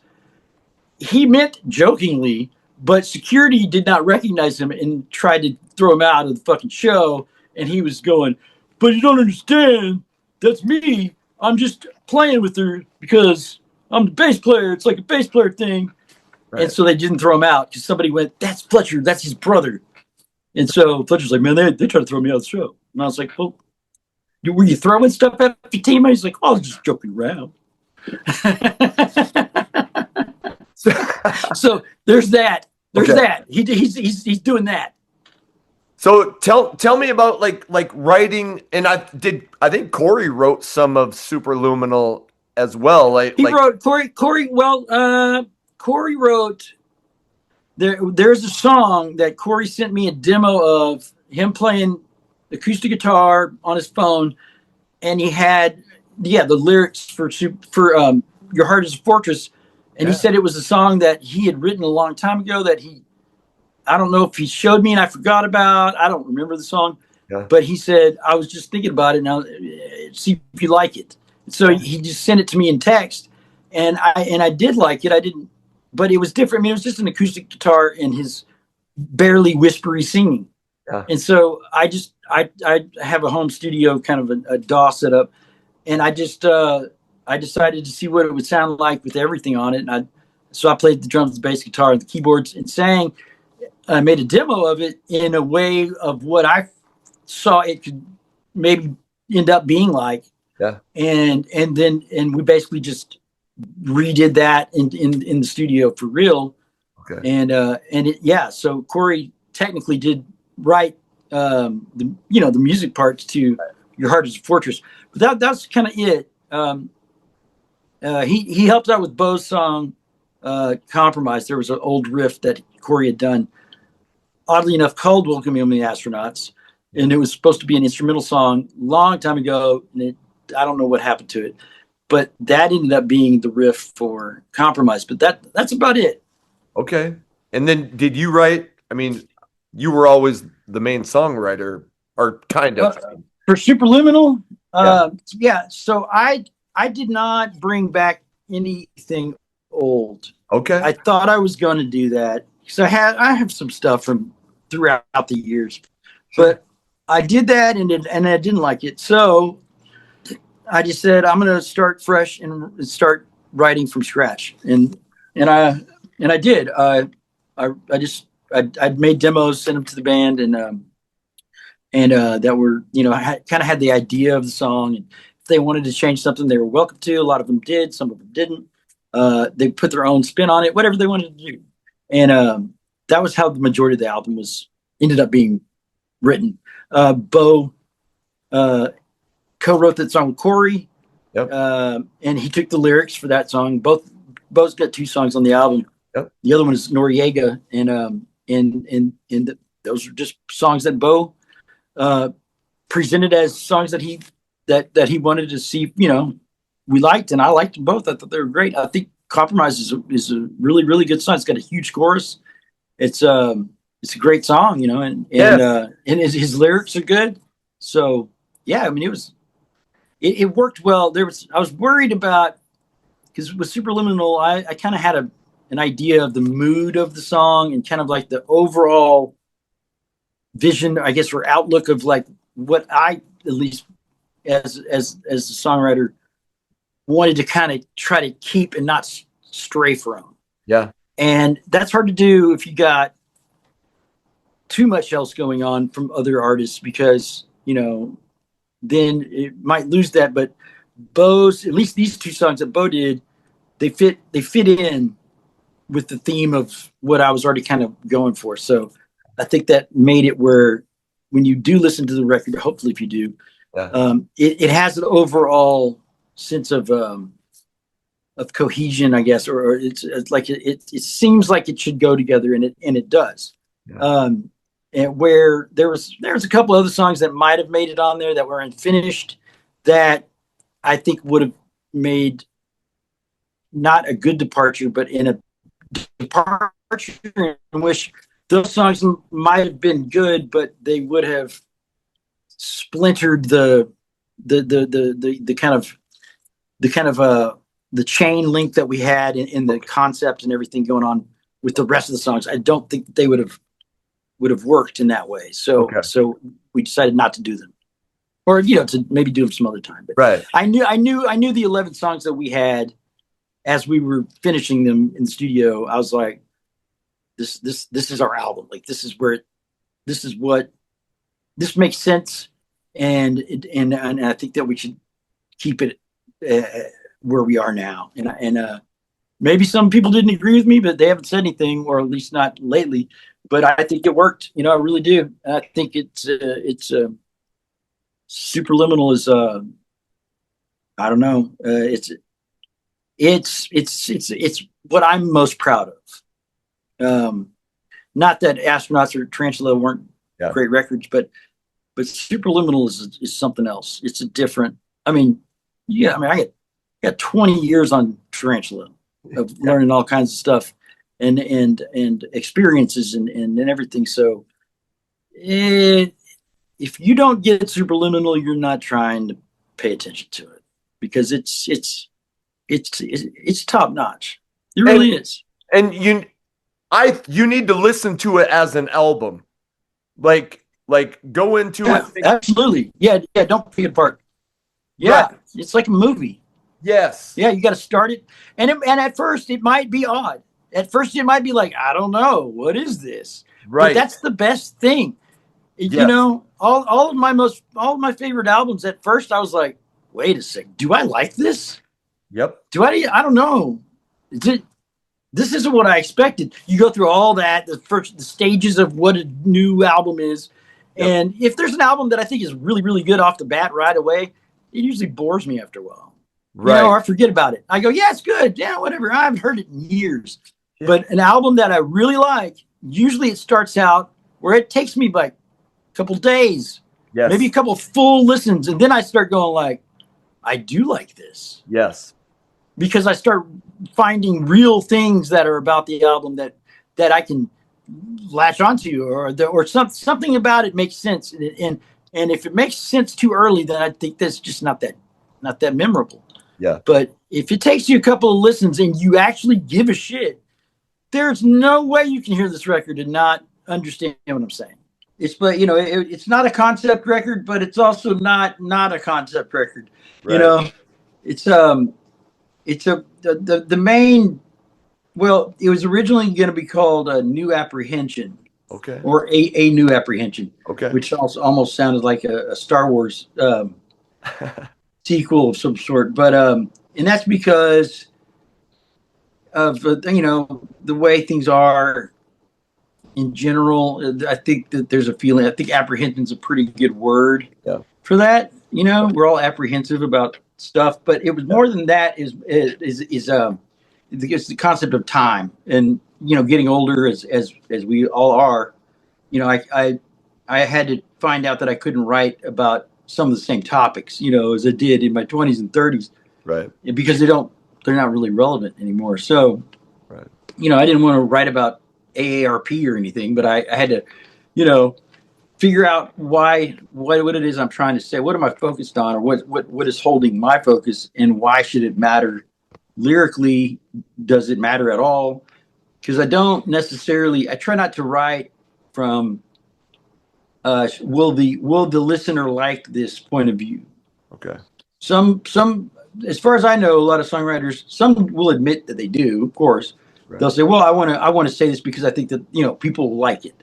The listener will catch on to it. It'll be catchy, and I don't do that. I've never been that way. I hope somebody likes it.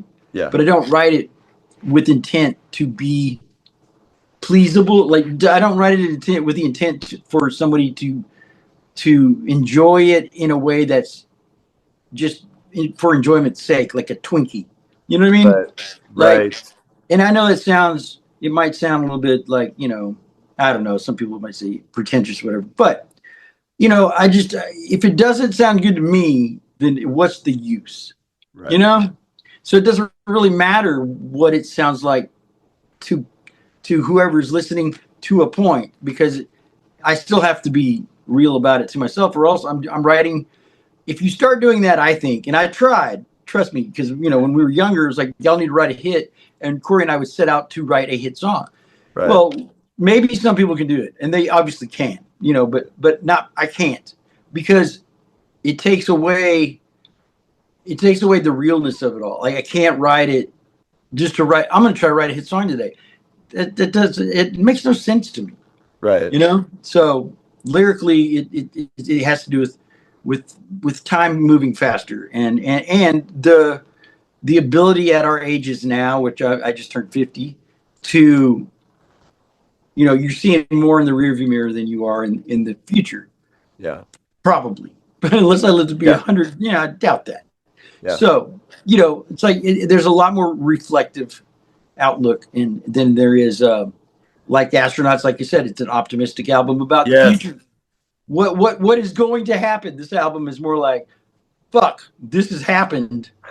Now what? And why is it seeming like things are getting shorter and faster? And I've got my parents are also pressing their late 70s now. Yeah. And they're both still alive, and they're both, dealing with, old age, almost being 80 years old, where I'm watching them go through it.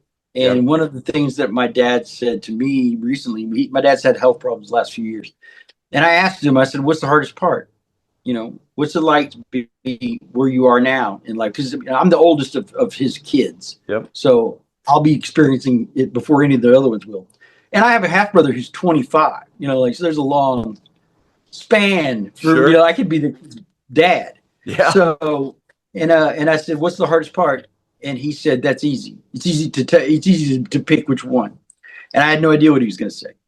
And it's kind of surprised me, because it doesn't seem like it's as big a deal as it is. But to somebody who's having major health problems and being an advanced age, it has to be a pretty big deal for it to be number one. And he said, how fast time is going by. Yeah.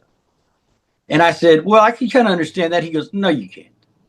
He goes, you can at 50 somewhat, but I thought I could at 50. I had a grasp on it, but you don't. He goes, Brandin, I'm going to be honest with you. I'm 77 years old right now. And he goes, and I'm not exaggerating.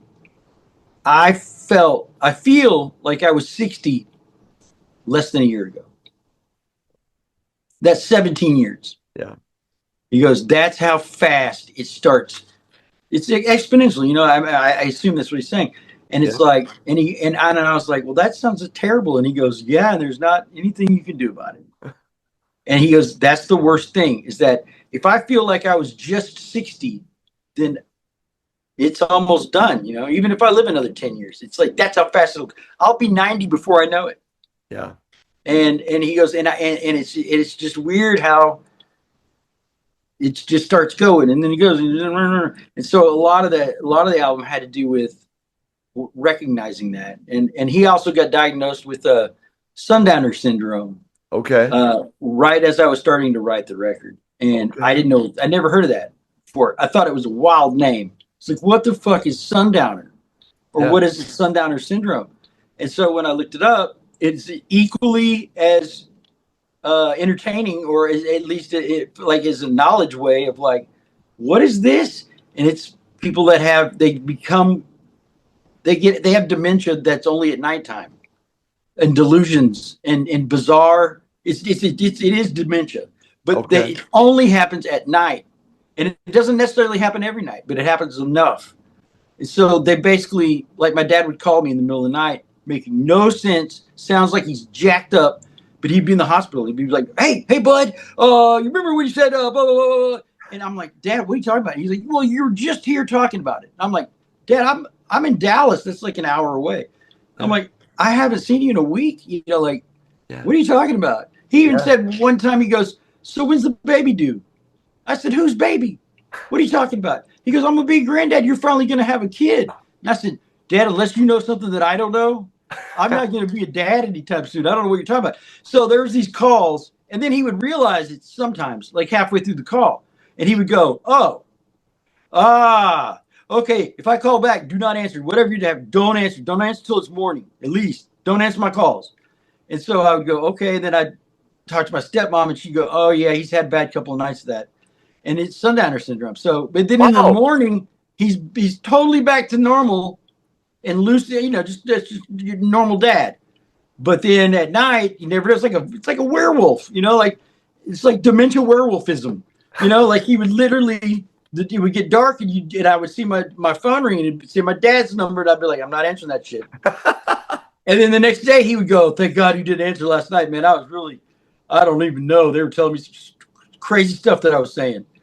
And it did become to a point where I didn't want to answer it, even though I was worried about my dad, where it's like, you don't want to hear your father like just losing his fucking mind on the phone, whether it's good or bad or funny or not. It's just like after a while, you're just like, wow, that's a lot.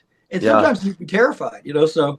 Oh, I'm sure. It got to a point where he managed it more and people involved. But that's where the song Sundowner comes from. Oh.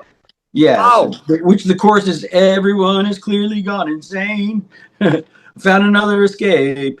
It's like I'm worried that I'll have that too someday. Yeah. And I'm trying to escape that. And then the rest of it comes with the terrifying parts when the sun's down, and it gets dark. It's like Thriller without the dance. Yeah. Something like that. I don't know. But it's about how scary stuff can get with time and your mind going, which is appropriate for someone that's writing a rock album at the time where rock is the least, preferable form of music per se, might even already be dead. It's arguable, which means that time has completely escaped my brain. But I will say this, is that, putting out a rock record in 2025 is probably not the smartest thing to do, but whatever. That's what I do. I don't make good decisions. I never have. And so this is one of them. But, I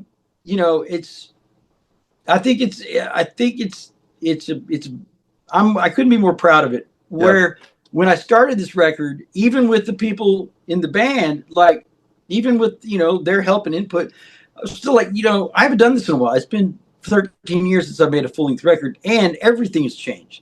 Yeah. And I've gotten older. I'm like, this could have disaster written all over it. It really could have. Right. It could have been terrible. Sure. Even Tim Locke, I had Tim who played in the band for 6 years with us. Yep. I sent it to him and he said, okay, I'll give it a listen. I'll tell you my honest opinion. I said, okay, I know you will. And a couple of days go by and he finally texted back and he goes, dude, how did this happen? And I'm like, oh no, he doesn't like it. He goes, how the fuck did this happen? And I was like, what do you mean? And he goes, I think it's great. How did you do this? What did y'all do? This shouldn't happen. This doesn't, no. How did this, I don't understand how this happened. And I was like, okay, Tim, then you can stop with the backhanded compliments now. Like, I'm glad that you like it. He goes, I'm so happy to tell you that I think I do like it. I think it's really, really good. And I'm so happy about that because I didn't want to have to lie to you. And I said, all right, funny stuff. And he goes, yeah, but seriously, how did this shouldn't happen? And I was like, all right, bye, Tim. Talk to you later. Like, but that's what he said. He goes, no, dude, I think it's your best work. And I think he goes, I'm listening to it like it's something. This is phenomenal work that I don't know how this happened. There's myself and there's like 6 people that appear on the channel regularly, but there's 2 other ones that have a heavily invested history in Flickerstick. And if it wasn't true, I wouldn't say, because I just wouldn't say. But we've all been like, this album is phenomenal. It took me a couple listens. Man, and I'm so happy that it has been mostly received extremely positive, way more like the Dallas Observer called it brilliant, and I was shocked. That's a paper that they're not real big on saying nice things about some bands, Right. But it's not just hey, we did it. Like, it's more of like I don't know the last time I listened to a band that had made like Hum put out an album a couple years ago, right? Yep. And it had been like 20 years, right? Yep. And I was a Hum fan in the 90s, but I haven't heard and paid attention to Hum in a long time, except for the listening to stuff that I liked from back then. Yep. And they put out a new record, and you know what? I heard it, and it's good, but there was so much weirdness that went on with like, how do I get it? How am I supposed to take this now? It's been 20 years, and maybe the album just wasn't to what I thought. It doesn't even matter. But my point is that I was fully prepared for it not to go well, Right. or not to go well for us doing it or received well, because I don't even know if I like listening to albums that's from a band that I liked when I was 20 and now I'm 40, you know? Like Right. there a lot could go wrong. There could be a Yep. huge the avenue of disconnect or possible hurdles that you have to be prepared for, that if they all, if one thing gets in the way, it can mess the whole thing up. Yeah. And I knew that this was a possibility. And so when I first heard it in its entirety, when we got done with it, I mean, I knew it was going well quickly because of Michael, the producer, and I got along great, which is a big deal. Yeah. Sometimes I'm not easy to work with. Shocking. But if I'm with the right person or two, then it should work, and it seemed to be working. So I was really optimistic about it.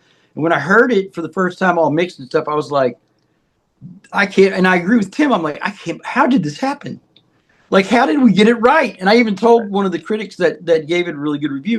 And I said, it only took us 28 years to fucking figure out how to make the record that actually is like what I always wanted it to do. I'm not saying it's Lift is still a great track. The other old tracks are still great, and some people are going to like them more. But Yeah. I'm shocked because never in my life have I ever listened to a band's later work and gone, man, I think it's better than my favorite album that I used to love as a kid. Yep. That really can't be toppled.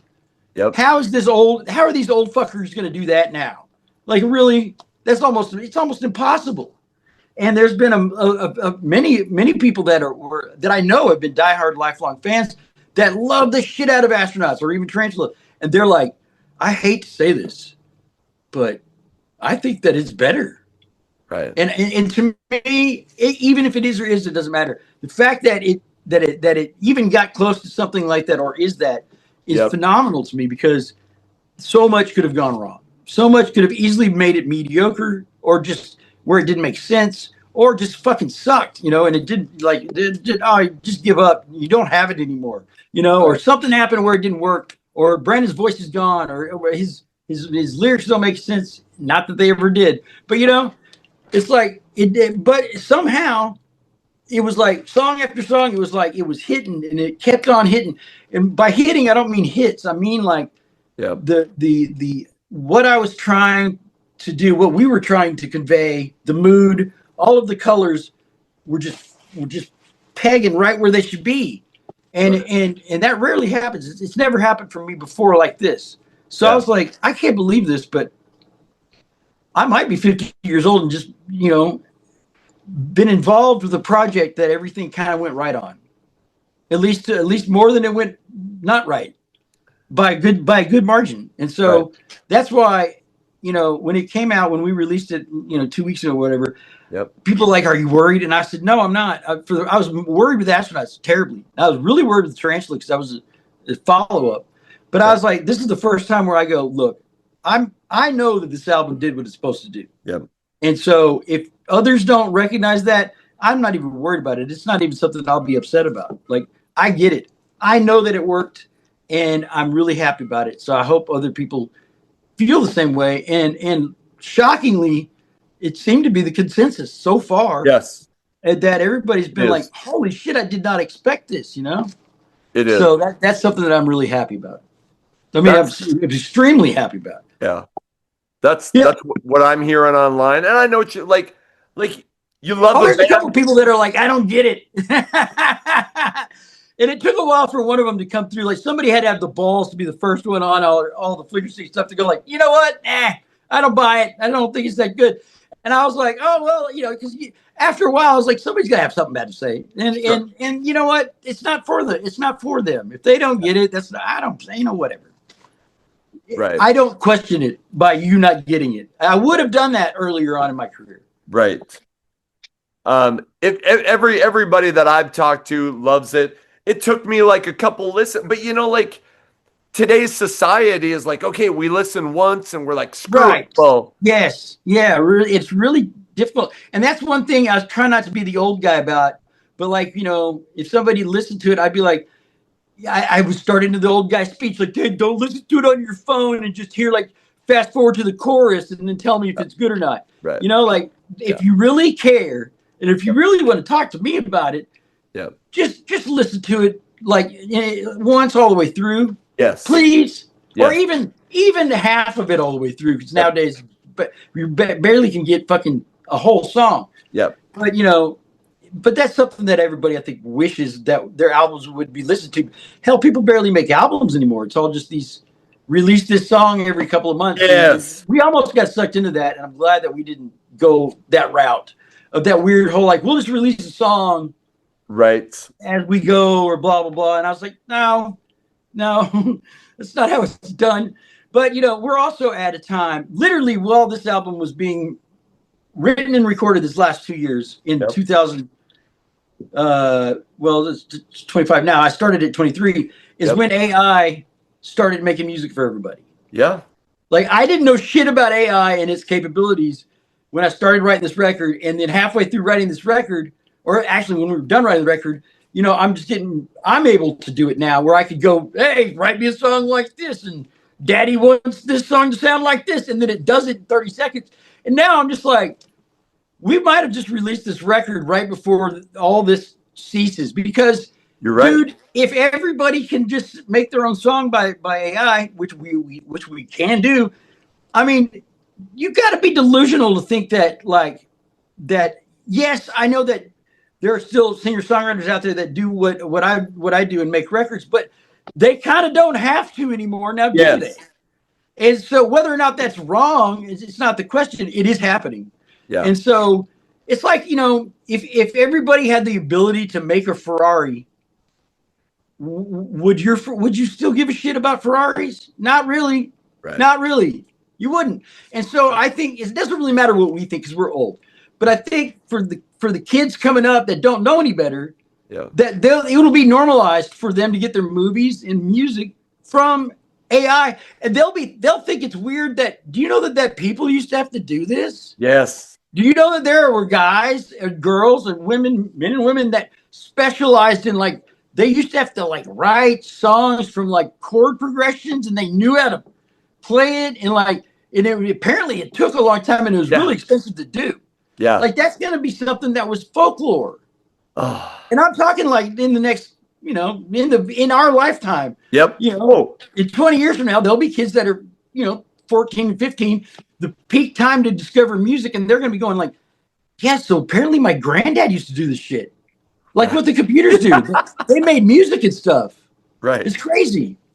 And that's, so, I mean, I'm Gen X, and a lot of Gen Xers feel it's like we were adults before the internet came out. Yep. I was 19 when the internet hit. Yep. So I lived an entire life without it. And so once again, it's like we're this weird generation that remembers what it was like without any of this shit. And now we're entering into this AI bizarro land where we don't know what's going to happen. And, I'm like, didn't y'all see Terminator? There's a lot of movies. It wasn't like this has not been thought of, to all the older guys that are doing all the AI stuff. I'm like, I thought we already all agreed when all these movies came out in the 80s, okay, well, at least we're not going to go make that mistake. And what are we doing right now? All the eggheads are going I think we fucked up, y'all. Somehow it escaped. But 6-7 years ago, it thinks for itself now. And, I don't know. I'm like, but we had this. We already talked about this as a society. This is what we don't want to do. And now they're like, yeah, well, all that looks like that's really happening. Right. So I'm like, we don't have free will. We don't. Right. It doesn't exist. It's for real. Free will's a myth. Do you foresee writing more albums down the road, or are you like, I don't know if it's going to be working? Yeah, I mean, I would. Yeah, sure. I mean, I still want to do a solo record, Okay. But with AI being that involved, it's like, how do you know that AI is not going to write my next record and I just go re-record all of it? You don't.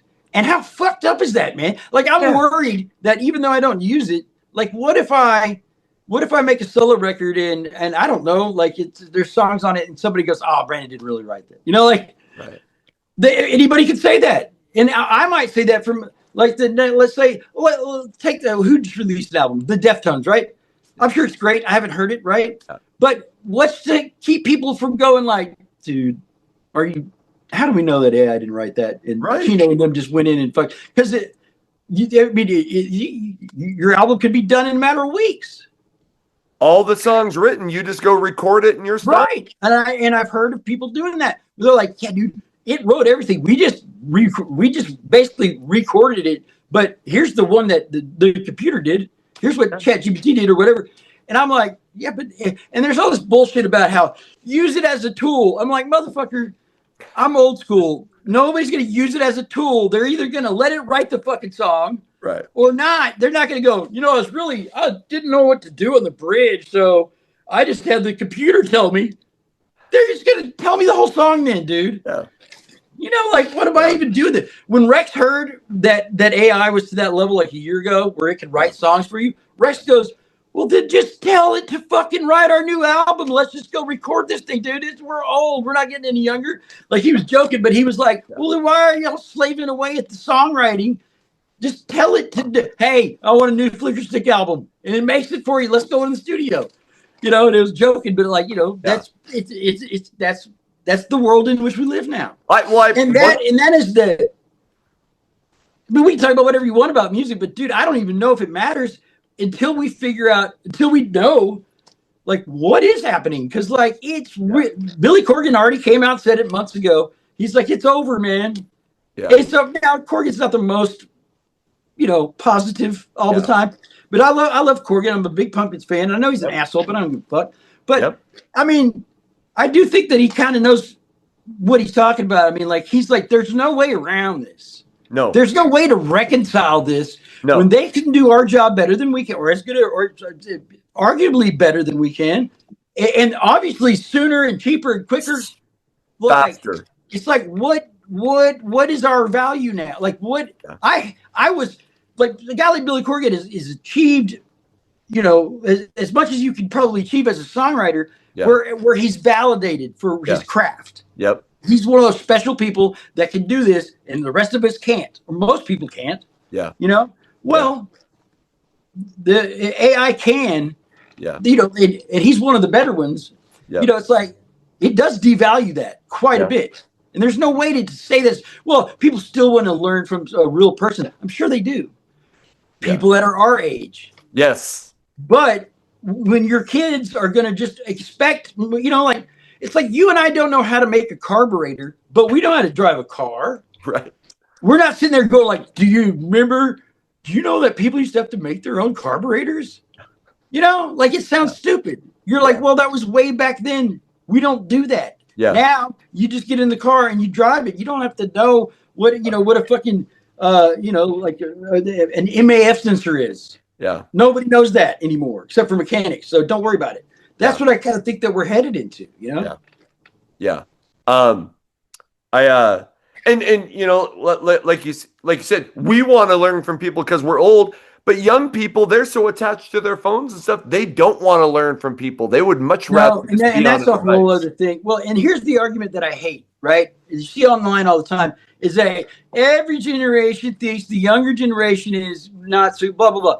Yeah, sure. That's true. But there's never been a bigger gap than the boomers and Gen Z or Gen A or whatever the fuck, like those two groups of people who are both alive right now. Yeah. That's like, it's not the same thing as it was when the silent generation and the greatest generation didn't see eye to eye on how to get to school by bus or by horse. Like, those are two things that you could easily differentiate against. Right. Or look, that music should that's not the same argument. Yeah. Like, what, the kids that are teenagers now and guys that are you and I's age in their 50s or whatever. Yep. Yeah, dude, that's not the same. We're not playing the same game. No. And it's the first time in human history, as far as I know, because I'm an anthropologist, of course, is that it's the first time where more so than less that the young people are learning. I mean, old people are learning from the young. Right. The young people are teaching old people how to do stuff Yeah. In a lopsided amount than what it ever was before. Before, it was old people taught the young. Old people were wise. They had the knowledge. They had experience, and they would teach the young people. Now, what happens if you have anything going on with most of your shit right now? I look for a fucking 13-year-old and I go, "Hey, dude. Hey, I don't know how to speak your language. Yeet yourself over here and show me how do I do this, man? I'm, like this. What's going on?" And they'll be like, and then they do what teenagers do best, and they pretend like you're a big hassle, and they basically just show you real fast, and then they go, "Okay, there you go."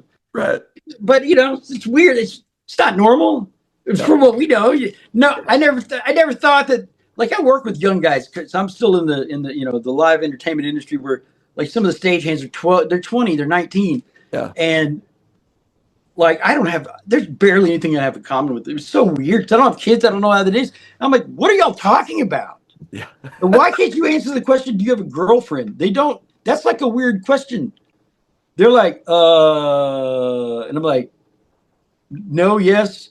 Well, we don't really do that. I mean, like, I guess I do. And I'm just like, all right, whatever, man. But enough old guy stuff. But yeah, it's bizarre. Yeah. So, and there's some of that leaked into the album, sure, but yeah, no, it's listen to the lyrics for the first time. For the first time I'll ever say that. I would never tell you to do that in my early records because half of them don't make any sense. Like Catholic Stars and Chocolate Bars, good luck with that one.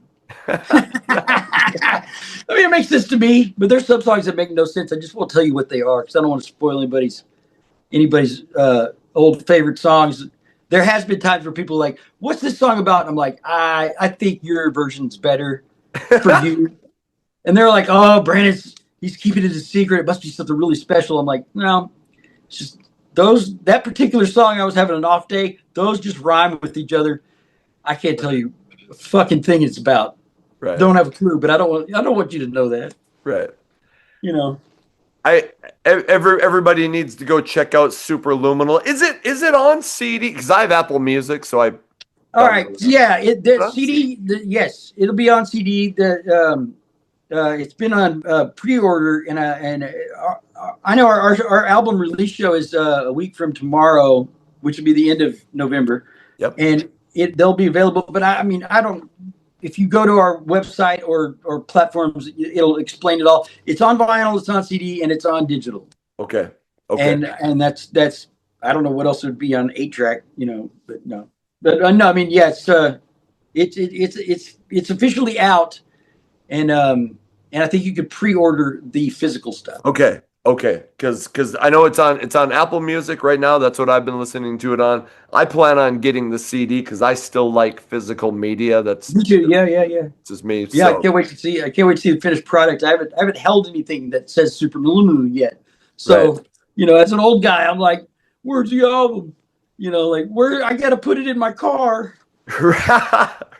Yeah, my truck doesn't even have a fucking CD player anymore. I hate that shit. Yeah. Oh, dude, it's weird. Yeah. I mean, I hear it on my phone and stuff and plug it into whatever system I want, but it's just still weird. I'm so used to to giving somebody something physical and going, here's our album.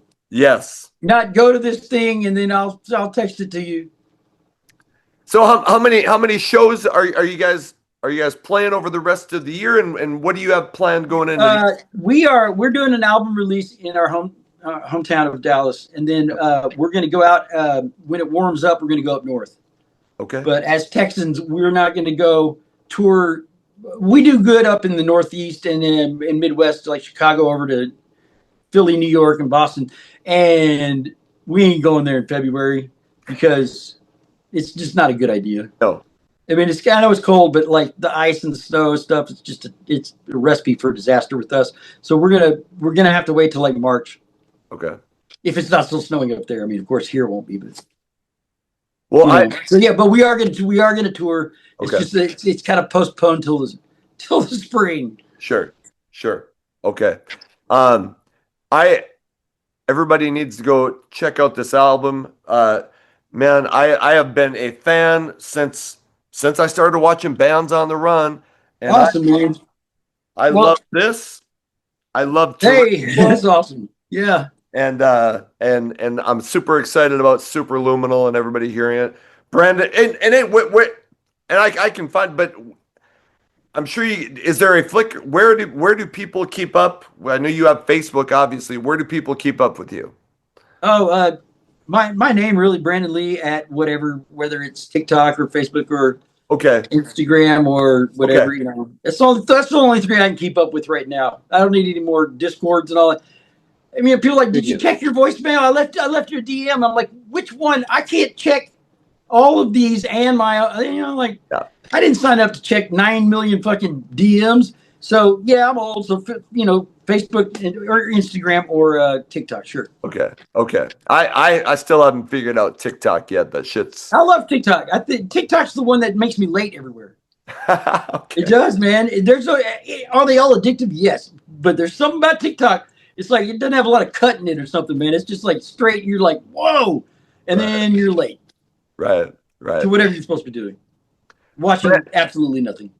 Brandon, thank you so much for all of your time and talking about the history of Flickerstick.